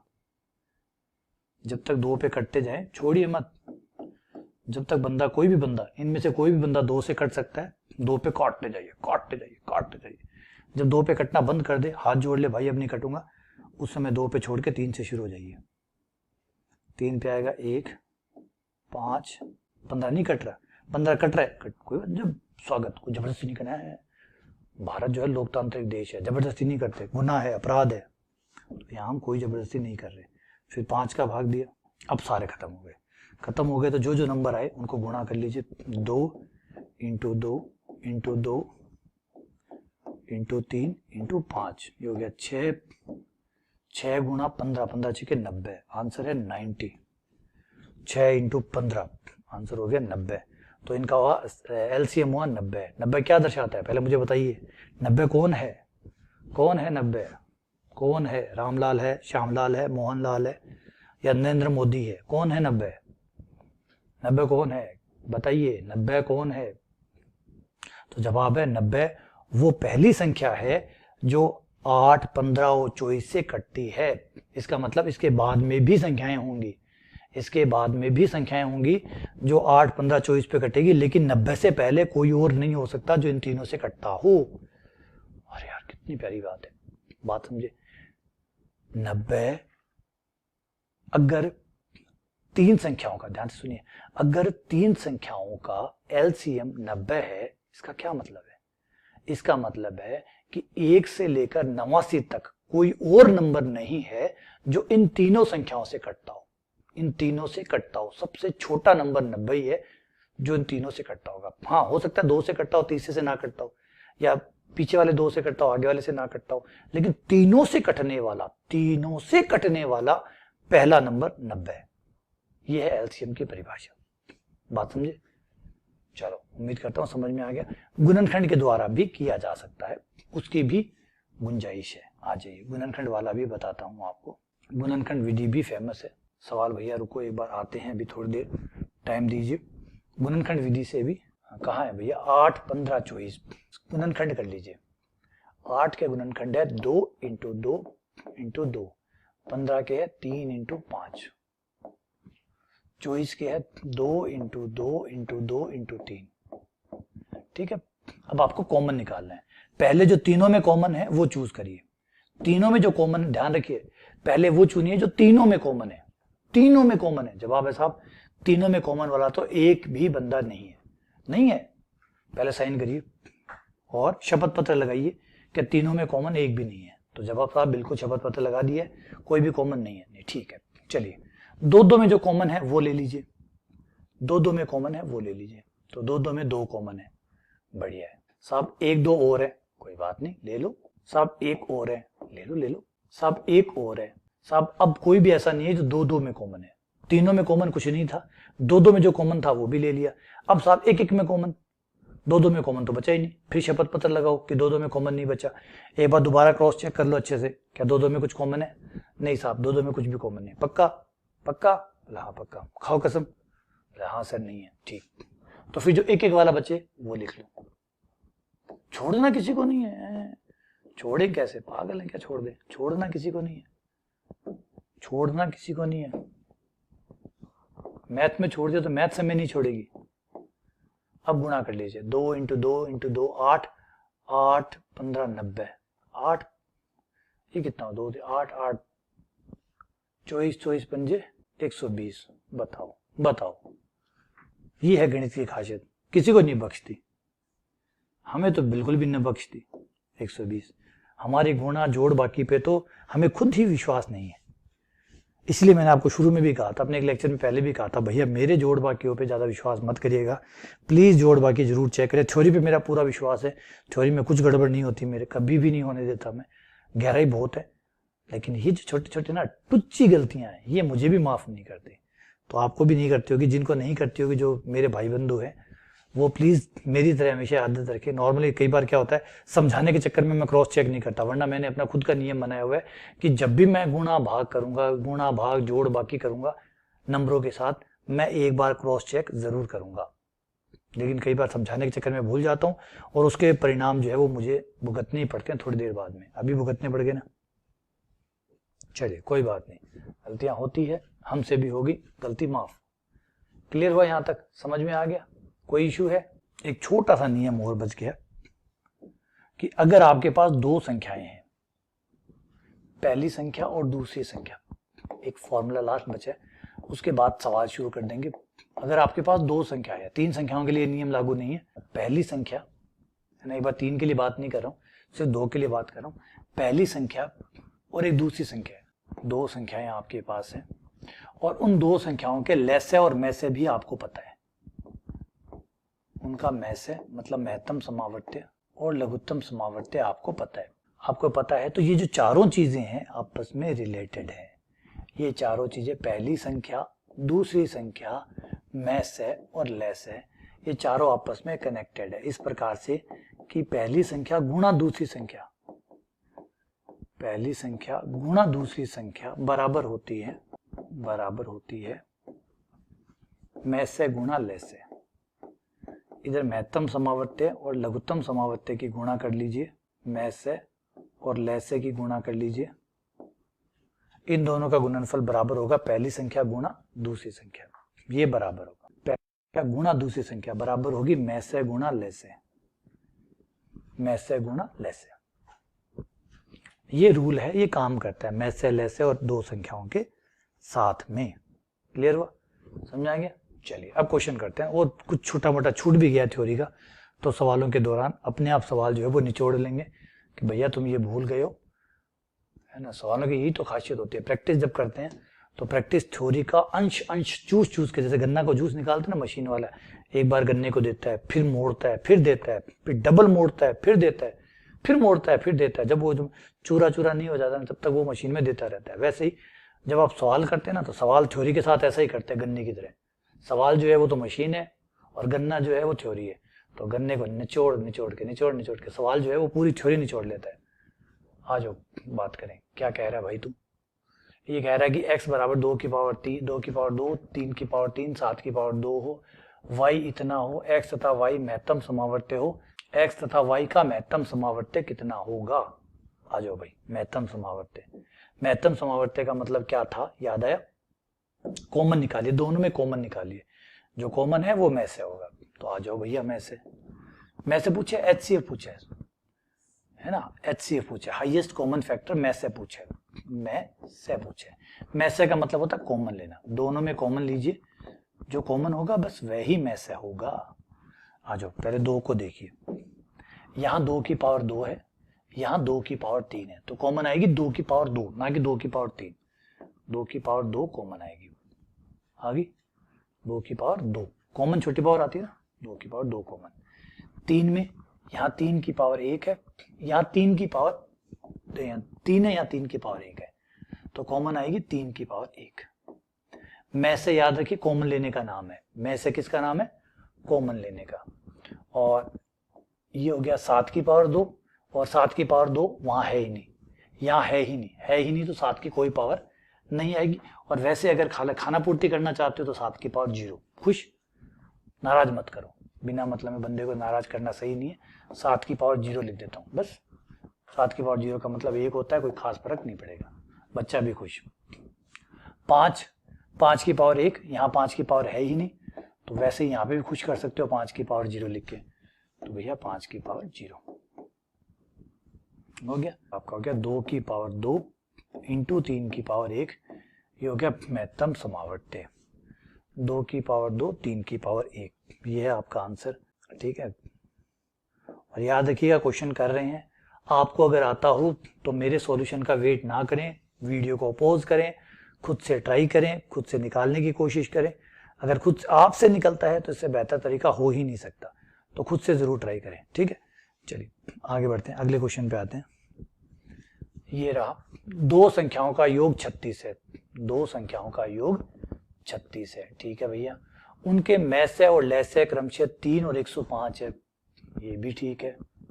तो उनकी संख्याओं के व्युत्क्रमों का योग होगा, उन दोनों संख्याओं के व्युत्क्रमों का योग होगा। बताते हैं भैया, मान लीजिए 2 संख्याएं x तथा y है, तो हमें दिया गया है कि दोनों संख्याओं का जो योग है वो भैया 36 है, योग जो है वो 36 है। तो समीकरण नंबर 1 हमें मिल गई। माने बिना तो गणित में आगे बढ़ ही नहीं सकते, चाहे आप कितनी बेसिक मैथ पढ़ाओ, माने बिना तो गाड़ी आगे बढ़ती नहीं है। x + y = 36।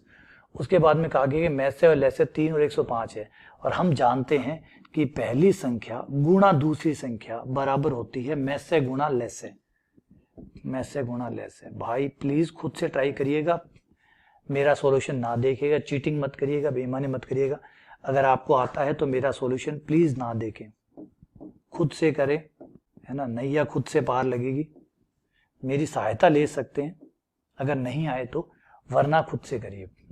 गुणनफल है इतना, आ गया। अब हमसे क्या पूछा है वो देखिए, पढ़ के बताइए क्या पूछा है। पूछा है 2 संख्याओं के व्युत्क्रमों का योग, व्युत्क्रम का मतलब उल्टा, उनको उल्टा करिए, जोड़िए, और वो बताइए कितना आएगा। 1/x, ये उल्टा कर दिया, 1/y, दोनों को जोड़ दिया, यही पूछा गया कि ये कितना आएगा। कैसे निकलेगा, दोनों में भाग दे दीजिए, दोनों में भाग, समीकरण 1 भागा समीकरण 2, समीकरण 1 में 2 का भाग देने पर। क्यों दिया, क्योंकि मुझे अनुभव है, और आपने क्यों नहीं दिया, क्योंकि आपके पास अनुभव नहीं है। तो इसका मतलब है क्या चाहिए, अनुभव।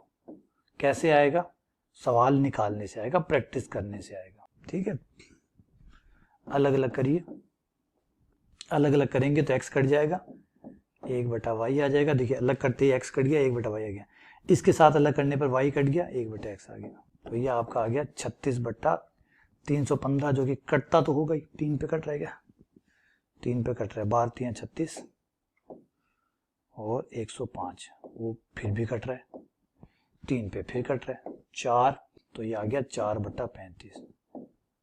तो जवाब है सब 4/35, ये है आंसर।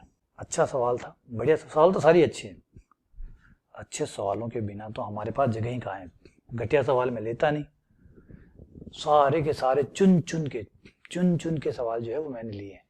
का महत्तम समावर्त्य होगा, ये बट्टे की संख्या है, इनका महत्तम समावर्त्य निकाल के दिखाइए, ट्राई करिए कैसे निकलता है।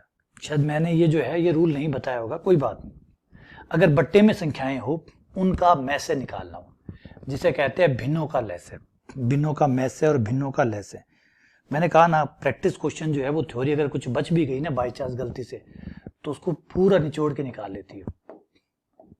भिन्नों का मैसे, बट्टे वाली संख्याओं का मैसे अगर आपको निकालना हो, बट्टे की संख्याएं हो उनका मैसे निकालना हो, तो ये जो ऊपर संख्याएं हैं उनका मैसे, जिसे कहते हैं ऊपर वाली संख्याओं कहते हैं अंश, अंशों का, ऊपर वालों का तो महत्तम समावर्त्य बटा, नीचे वाले को कहते हैं हर, हरों का लेस है, हरों का ऊपर वालों का मैस है, नीचे वालों का लेस है, मैस है लेस है। ऊपर वालों का मैस है निकालिए, ऊपर ऊपर जो नंबर दिख रहे हैं इनका मैस है निकालिए। तो 2 का, 8 का, 4 का और 6 को, इनको काटने वाला बड़े से बड़ा नंबर कौन है? तो हमें चाहिए होगा मैस है, तो चाहिए होगा 8 का, 4 का बट्टे लेस है चाहिए होगा नीचे वालों का। नीचे वाला कौन है? 5, 35, 15, 25। 5, 35। मैसे का मतलब होता है बड़े से बड़ा नंबर जो सबको काटे, बड़े से बड़ा नंबर जो सबको काटे। तो यहां मुझे साफ दिख रहा है कि जो बड़े से बड़ा नंबर सबको काटेगा वो होगा 2। मैसे हो गया 2। लेस से थोड़ा सा लंबा रहता है इसलिए 5, 35, 15, 25। 5, 35, 15, 25 काटिए साहब। 3 पे कटेगा? नहीं कटेगा, एक बार तो कटेगा, कटने दीजिए कटने दीजिए। 5 जो नहीं कट रहा उन्हें रहने दीजिए, जो राजी राजी कट रहा है उन्हें काटिए। 5 पे, फिर 5 पे कट रहा है, फिर 5 पे कट रहा है। 1, 7, 1, 1 जो नहीं कट रहा जबरदस्ती मत काटिएगा। तो ये हो गया 3, 5, 5, 7। 25, 30, 75, 75 गुणा 7 भाई बहुत लंबा हुआ। 25, 30, 75, 75 गुणा 7, 7 पंजे 35, आंसर लगी 3, 7 7 49, 49 और 3, 525। तो ये हो गया 2/525, 2/525 ये है आपका आंसर। ठीक है, चलिए आगे बढ़ते हैं, अगले क्वेश्चन पे आते हैं। वह छोटी से छोटी संख्या, अच्छा इस क्वेश्चन में अगर भिन्नों का लेस हो तो, अगर भिन्नों का लेस हो तो उसका फॉर्मूला मैं यहां लिख देता हूं। भिन्नों का लेस है, भिन्नों का लेस है यानी लघुत्तम समावर्त्य बराबर होगा ऊपर वाले अंशों का लेस है। अगर लेसर निकालना हो, उसको याद रखने का तरीका ये हुआ, लेसर निकालना हो तो ऊपर वालों का लेसर, जो निकालना हो वो ऊपर निकालना है और उसका उल्टा जो है वो नीचे निकालना है। हरों का मैस है, हरों का मैस है, इस तरीके से आपको आराम से याद रह जाएगा। अगर भिन्नों का मैसे निकालना हो तो ऊपर मैसे आएगा नीचे लेस आएगा, और लेसे निकालना है तो ऊपर लेस आएगा नीचे मैस आएगा। ठीक है, इससे आपको याद रह जाएगा। अगले क्वेश्चन पे आते हैं। वह छोटी से छोटी संख्या जो पूर्ण वर्ग हो तथा 10, 12, 15, 18 से विभाज्य हो। ठीक है भाई, पूर्ण वर्ग भी होनी चाहिए। पहले लघुत्तम निकाल लो। लघुत्तम वो सबसे छोटा नंबर होता है जो इन सबसे कटेगा, मतलब वो 10 से भी कटे, 12 से भी कटे, 15 से भी कटे, 18 से भी कटे, इन सबसे कटने वाला सबसे छोटा नंबर होता है लेस है। मैंने बताया था लेस कौन होता है? लेस वो होता है वह छोटे से छोटा नंबर होता है जो दी गई संख्याओं से कटता है। तो पहले कटने वाला नंबर ढूंढ लेते हैं। एक बार कटने वाला नंबर मिल जाएगा फिर देखेंगे वो पूर्ण वर्ग है या नहीं है। 10, 12, 15 और 18 इनका लेस निकालते हैं। तो 10, 12 का लेस 2 पे भाग दिया, ये आ गया 5, 6, 15, 3 पे 5, 2, 2, 3, 2 था यार, बाकी 2 पे एक बार और लग सकता था, चलिए कोई बात नहीं। दे रहा है दुरुस्त आए। 3 का दे दीजिए, 5 का दे दीजिए, 1, 1, 1 गुणा हुआ 2 3 6, 6 दूनी 12, 12 3 36 और 36 पंजे 180। तो इनका लेस आ गया हमारा 180। लेकिन अनफॉर्चुनेटली 180 जो है वो पूर्ण वर्ग नहीं होता भैया, सॉरी। तो आपने जो कहा कि वह छोटी से छोटी संख्या जो पूर्ण वर्ग हो तथा इनसे विभाज्य हो, तो विभाज्य वाली तो मिल गई भैया, 180 है, विभाज्य है, इन सबसे कटेगा लेकिन पूर्ण वर्ग नहीं है। तो कोई बात नहीं, लेसे की एक खासियत होती है कि लेसे सबसे छोटा नंबर होता है, फिर लेसे के पहाड़े को जितना आप चलाएंगे जो भी नंबर आएगा वो सारे नंबर अब इनसे कटते रहेंगे। 180 कटेगा, 180 पहला नंबर है जो इनसे कटेगा। फिर 180 का अगला भाई डबल यानी 360, 360 भी इनसे कटेगा, 360 भी इनसे कटेगा। और फिर तीसरा 540 वो भी कटेगा, फिर 540 और 720 वो भी कटेगा। अभी सारे कटेंगे। अब लेसे एक बार आ जाए तो लेसे जो आता है, लघुत्तम समावर्त्य जो आता है, उसका हर गुणज मतलब उसका पहाड़ा बोलिए, उसके पहाड़े में आने वाला हर नंबर अब इनसे कटेगा, क्योंकि जब लेसे खुद कटेगा तो लेसे का पहाड़ा भी उससे कटेगा। और अब हमें इसमें से देखना है कि इनमें से पूर्ण वर्ग कौन है, इनमें से पूर्ण वर्ग कौन सा है और सबसे पहला कौन सा है, पूर्ण वर्ग में भी सबसे पहला, आगे चलता जाएगा तो देखते हैं, जरूरत पड़ी तो और बना लेंगे। ये नहीं, ये पूर्ण वर्ग नहीं है, ये भी होल स्क्वायर नहीं है, ये भी होल स्क्वायर नहीं है। भैया मिल गया, बधाई हो, मिल गया। 900, 900 का पूरा पूरा वर्गमूल होता है 30, 30, तो बिल्कुल सही। तो आंसर हुआ 900, आंसर हुआ 900। ठीक है, चलो आगे बढ़ते हैं, अगले क्वेश्चन पे आते हैं। दो संख्याओं का 4 और 20 और 28 का मैच है। 4, 20 और 28, 3 के बारे में बता रहे भाई। एक तो कह रहा है 4, 28 का मैसेप है और लेसेप है का योगफल होगा। मैसे लेसे का योग बताइए। ये सीटेट 2012 के आए हैं, योग बताइए, बता देते हैं। पहले लेसे निकाल लें, मैसे और लेसे दोनों निकालने पड़ेंगे तभी तो जोड़ आएगा। तो मैसे निकाल लें, मैसे किनका निकालना है, 4, 20 और 28 का। तो सबसे बड़ा नंबर जो तीनों को काटता हो वो है 4, 4 सबसे बड़ा नंबर है, तो मैसे हो गया 4। अब लेसे निकाल लें, लेसे, तो 4, 20 और 28, भाग लगेगा 2 पे, 2 फिर 2 पे लगेगा, 1, 5, 7, फिर 5 पे लगेगा और 7 पे लगेगा, तो 2 इंटू 2 इंटू 5 इंटू 7 हो जाएगा 35, 35 गुना 4, 140। तो लेसे हो गया 140। तो जोड़ने पर योग आ जाएगा लेसे प्लस मैसे, मैसे प्लस लेसे। मैसे तो है 4 और लेसे है 140, दोनों मिलाकर हो गया 144। आंसर है 144। आगे बढ़े, अगले क्वेश्चन पे आते हैं। ये रहा, दो संख्याओं का महत्तम समावर्त्य है 28, लघुत्तम है 336। मैसे दिया गया, महत्तम समावर्त्य दिया गया है वो है 28, लघुत्तम समावर्त्य दिया गया है जो कि है 336। पहली संख्या है 112, दूसरी गायब है, निकालनी है। और हमारा फॉर्मूला कहता है पहली संख्या गुणा दूसरी संख्या, पहली गुणा दूसरी संख्या बराबर महत्तम समावर्त्य गुणा लघुत्तम समावर्त्य, महत्तम गुणा लघुत्तम। तो पहली संख्या में पता है जो कि 112 है, दूसरी नहीं पता, एक बार थोड़े समय के लिए अल्पकाल के लिए x मान लिया। और महत्तम कितना है, 28 है। लघुत्तम कितना है, कितना बता रहा है भाई, लघुत्तम 336 बता रहे हैं। ठीक है, x का मान निकाल लीजिए, उधर भेज दीजिए। 28 गुणा 336 बट्टा 112, और ये 3 बार पूरा पूरा कटेगा, तो 28 गुणा 3 हो गया 24, हंस लगी 2, 6, 6, 2, 8, 84, वो होगी 84। ये आपका आंसर आ गया। ठीक है, ये 2000 सीटेट में 2013 का क्वेश्चन है। ये तो वापस रिपीट हो गया, same question, last question repeated. ठीक है, चलो आगे बढ़ते हैं। दो अभाज्य संख्याएं x तथा y है, उनका लघुत्तम समावर्त्य। देखिए अभाज्य संख्याएं हैं, अभाज्य संख्याओं की खास बात क्या होती है, अभाज्य संख्याओं का मैस है। अगर दो संख्याएं अभाज्य है, जैसे 2 और 5, बढ़िया बात है, सुनिए बात को। अभाज्य संख्याएं, कोई भी दो अभाज्य संख्याएं अगर आप उठाएं, 2 उठाएं, 3 उठाएं, है ना, 3 उठाएं, 4 उठाएं, 5 उठाएं, पसंद है जितनी उठाएं, कोई दिक्कत नहीं है मुझे। इनमें से जो पसंद आए, जितनी पसंद आए उठा लीजिए। 2 उठाइए, 3 उठाइए, 2 से तो 2 तो उठानी पड़ेगी एटलीस्ट, क्योंकि मैं से निकालना है। मैं से कम 2 संख्याओं का होता है, तो 2 तो लेना पड़ेगा। मैं से हमेशा 1 आएगा, हमेशा 1 आएगा।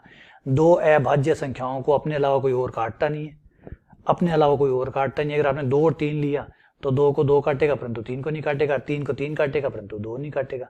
तो कुल मिला के किसी और पहाड़े पे कटेंगे नहीं सिवाय 1 के। तो महत्तम समावर्त्य कितना होगा, 1 होगा। इनका मैसे 1 होगा। अच्छा लेसे कितना होगा वो बता दीजिए, लेसे कितना होगा। लेसे, इनका लेसे जो जो नंबर आप लेंगे यहाँ पे उनका गुणा होगा, क्योंकि लेसे जब आप निकालने जाएंगे तो लेसे में भी ये ज्यादा कुछ आपको निकाल के नहीं देंगे। जैसे 2, 3, 5 आपने ले लिया, इनका लय से निकालेंगे, 2 का भाग देंगे तो आपके पास आ जाएगा। फिर 3 का, तो जो जो नंबर है उन्हीं उन्हीं का भाग लग जाना है। जो जो नंबर आपके पास है आपका उन्हीं उन्हीं का भाग लग जाना है। तो ये आ गया 2 गुणा 3 गुणा 5, यही आपका लय से आ जाएगा। तो जो नंबर है वही लय से होगा। मैं से होगा 1, लय से होगा 2, दोनों की गुणा, 3 तो तीनों की गुणा। तो भैया मिल गया। लघुत्तम समावर्त्य बताया गया 161। लघुत्तम समावर्त्य होता है x into y. x into y बताया गया 161। दो अभाज्य संख्याओं का, समझ नहीं रहे भैया बात, जमी नहीं ना बात। क्या बोला मैंने बोला कि पहली संख्या x है, दूसरी संख्या y है, दोनों अभाज्य है तो इनका मैं से तो 1 होगा, लय से दोनों का गुणनफल होगा x इंटू वाई, और लय से बताया गया 161। x इंटू वाई कितना हुआ? 161 हुआ। ठीक है, अब 161 के अगर हम टुकड़े करें, 161 के टुकड़े क्या होंगे? 17 गुणा 13, 17 कितना, 7 या 21, 2 5, ये तो ज्यादा हो गया भाई। तो यहां हम एक देख सकते हैं कि 161 के टुकड़े हो जाएंगे। देखिए 7 का भाग दूं तो 7 दूनी 14 और 7 या 21, तो 23 हो गए, 7 और 23। अब x बराबर हो गया, इनमें से x और y, एक 7 हो जाएगा, एक 23 हो जाएगा। रुको, आप ऐसी तुलना हर बार नहीं कर सकते। ऐसी तुलना आप सिर्फ और सिर्फ तब कर सकते हैं जब दो अभाज्य संख्या हो। x और y अगर दो अभाज्य, देखिए 161 के 2 ही टुकड़े हैं, 7 और 23, उसके अलावा इसके कोई और टुकड़े नहीं है। समझे बात? और दोनों अभाज्य संख्या, हाँ ये हो सकता था, आप ये कह सकते सर x 1 हो जाए y 161 हो जाए, तो x 1 हो जाए y 161 हो जाए, तो यानी एक जना 1 हो जाए, एक 161 हो जाए। तो एक जना 1 हो नहीं सकता क्योंकि दोनों अभाज्य संख्याएं हैं। अभाज्य संख्याएं 1 से बड़ी होती है, तो x भी 1 से बड़ा है और y भी 1 से बड़ा है। तो इसलिए 161 के जो टुकड़े बनते हैं, जो टुकड़े बनते हैं उसमें से कुछ टुकड़े खारिज हो जाएंगे। 1 इंटू 161 खारिज। दूसरा टुकड़ा है 7 इंटू 23, यही एकमात्र टुकड़ा बचेगा फिर तो, है ना। अच्छा, अब x और y जो है वो अभाज्य संख्या होती है, अभाज्य संख्याएं पूर्णांक होते हैं, तो 161 के 2 ही टुकड़े हैं, 7 और 23, उसके अलावा होते ही नहीं है। इसका मतलब x और y को, एक को 7 और एक को 23 होना ही पड़ेगा, कोई उपाय नहीं, कोई और उपाय है ही नहीं। समझ रहे? चलिए एक काम करते हैं, ये नहीं मानते, आप बताइए 2xy बताइए, 2 नंबर बताइए, दोनों पूर्णांक बताने, दोनों ही 1 से बड़े बताने, x और y दोनों ही 1 से बड़े बताने हैं, दोनों ही 1 से बड़े बताने हैं, दोनों ही पूर्णांक बताने, धनात्मक पूर्णांक बताने जिनके गुणा 161 है। तो जवाब है 7 और 23, उसके अलावा हो नहीं सकता। तो एक होगा 7 और एक है 23, लेकिन बताया गया कि x को बड़ा लेना है, y को छोटा लेना है।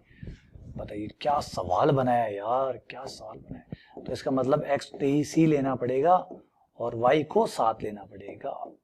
वाह भाई वाह, धन्य हो सवाल बनाने वाले।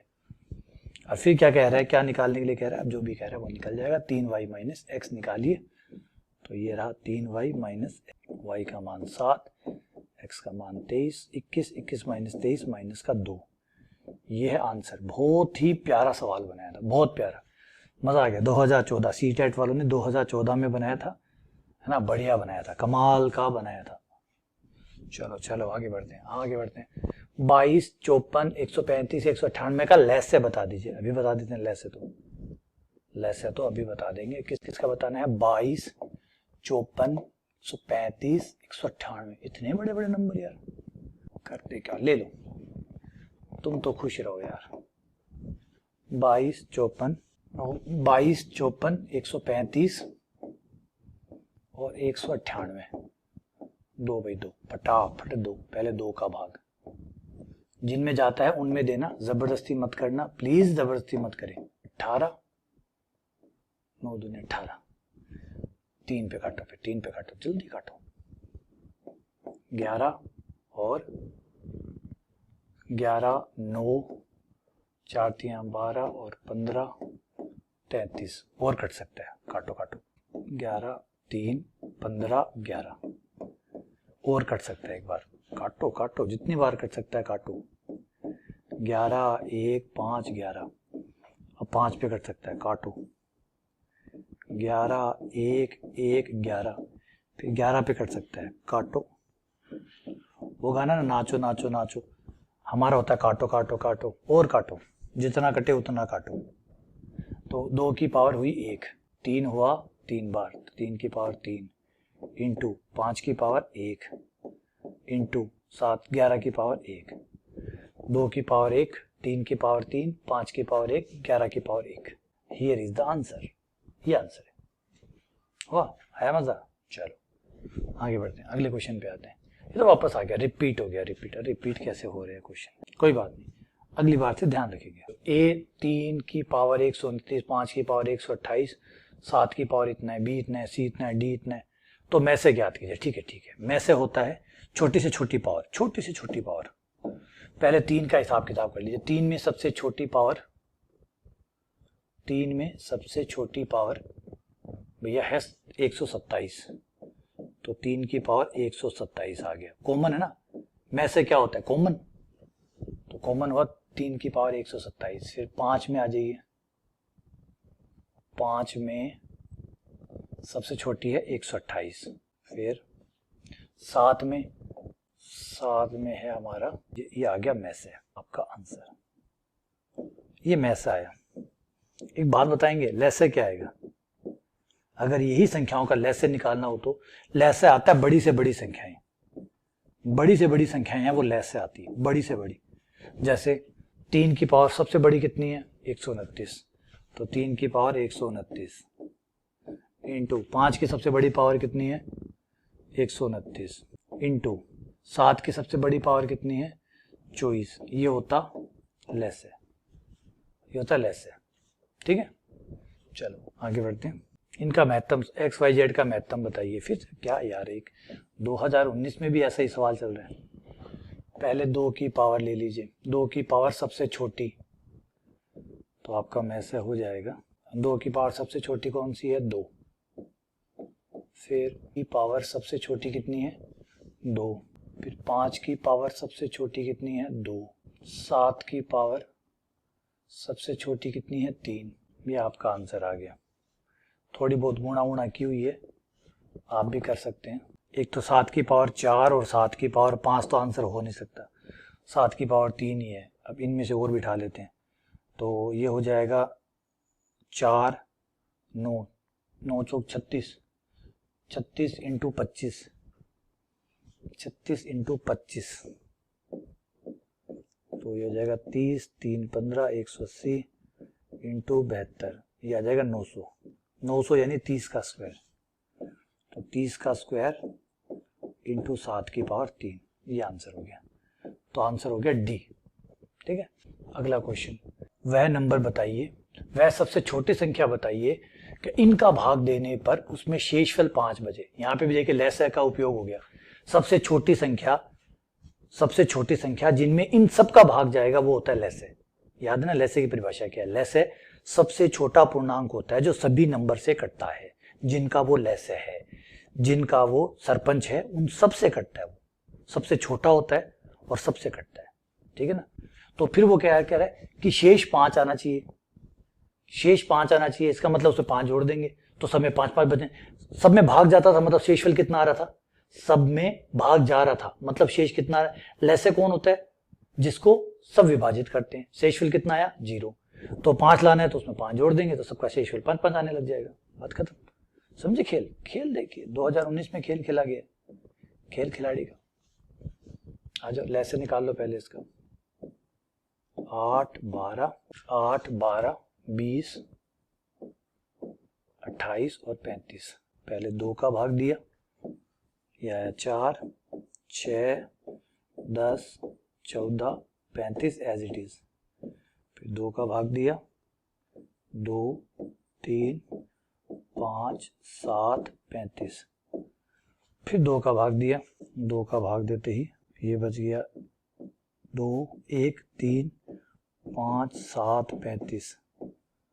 अब 3 का भाग दे दीजिए, है ना, 3 का भाग देते ही आ जाएगा 1 1 5 7 35। फिर 5 का भाग देने पर ही हो जाएगा 1 1 7 5 7। और फिर 7 का भाग देते ही सब कुछ खत्म। तो ये हो गया हमारा 2 गुणा 2 गुणा 2 3 गुणा 5 गुणा 7। 2 गुणा 2 गुणा 2 गुणा 3 गुणा 5 गुणा 7। भयंकर बड़ा नंबर है भाई। 8 8 पंजे 40, 40 गुणा 3 120, 120 गुणा 7 840। तो 840 तो लैसे हो गया, लैसे हो गया मतलब इन सब में। अब 840 वो नंबर है जिसमें 8 का, 12 का, 20 का, 28 का, 35 का सबका भाग जाएगा, शेषफल 0 आएगा। शेषफल चाहिए 5, शेषफल 5 के लिए 5 जोड़ दीजिए, सब में 5 5 आने लग जाएगा, शेषफल 5 होगा। तो 840 प्लस 5, अब सब में भाग देंगे तो शेषफल 5 आने लग जाएगा। 845, लेकिन हमसे नहीं पूछा 845, हमसे पूछा है कि अंकों का योग, इसमें जो अंक है उनको जोड़ के बताइए कितना आएगा। अंकों का जोड़ तो 8 प्लस 4 प्लस 5, तो ये 9 × 16 = 17, अंकों का योग आएगा 17। तो ये हो गया आपका आंसर। बढ़िया सवाल, बहुत ही बढ़िया सवाल पूछे। ठीक है, 6 अंकों की बड़ी से बड़ी संख्या में विभिन्न अभाज्य गुणनखंडों की संख्या होगी। अभाज्य गुणनखंडों की संख्या होगी, अभी निकाल देते हैं। 6 अंकों की बड़ी से बड़ी संख्या, 6 अंकों की सबसे बड़ी संख्या क्या होगी? सबसे बड़ी संख्या बराबर है 9 9 9 9 9 9। ये सबसे बड़ी हुई, इसका गुणनखंड कर लो। पहले 3 का भाग लग जाएगा, इसके अभाज्य गुणनखंड करते हैं। 3 3 3 3 3 3, तो फिर 3 पे कटेगा तो 1 1 1 1 1 1, फिर 11 पे कटेगा तो 1 0 1 0 1। बंदा कटेगा, अभी भी कटेगा यार, ये तो कटेगा। 3 पे कटेगा भैया, भी रुको, सीधा इस पे मत काटो, 3 पे कटेगा, ये कमीना कटेगा, जबरदस्त नंबर है ये। 3 3 9, 2 3 7 21, फिर भाग नहीं जाने का 0, फिर 11 से 3 3 9 3 7 21, 37 0 37। अब 11 पे कटेगा तो 3 से 33, और फिर 4 आ गया, फिर 3 से 33 तो 7 आया, 7 आया तो फिर 6 बार गया। तो ये जो अगला नंबर है ये 13, 13 से कटेगा, तो 13 13 दूनी 26, 26 आ गया, और 26 आते ही हो जाएगा हमारा 7 26 7 76 हो जाएगा। फिर 259 कहाँ जगह है, यहाँ ले लेता हूँ। 259 जो है वो 7 से कटता है, बीच में 7 गायब हो गया क्योंकि हमने सीधा 11 का भाग दे दिया था, इसका मतलब 7 से कटता था ये नंबर। कोई बात नहीं, गणित है वो पीछा नहीं छोड़ती।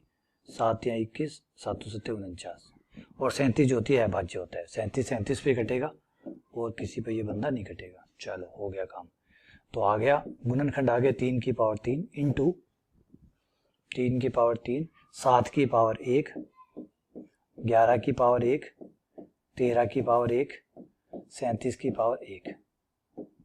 ठीक है, और गुणनखंडों की संख्या होती है अभाज्य गुणनखंड। देखिए इसमें ये नहीं पूछा, इसमें पूछा गया अभाज्य गुणनखंड, सारे गुणनखंड नहीं पूछे, अभाज्य गुणनखंड। एक है 3, एक है 7, एक है 11, एक है 13 और एक है 37। तो कितने हुए? 5। तो अभाज्य गुणनखंडों की संख्या है 5। क्वेश्चन को ध्यान से पढ़िएगा, इसने अभाज्य से कुल गुणनखंड नहीं पूछे।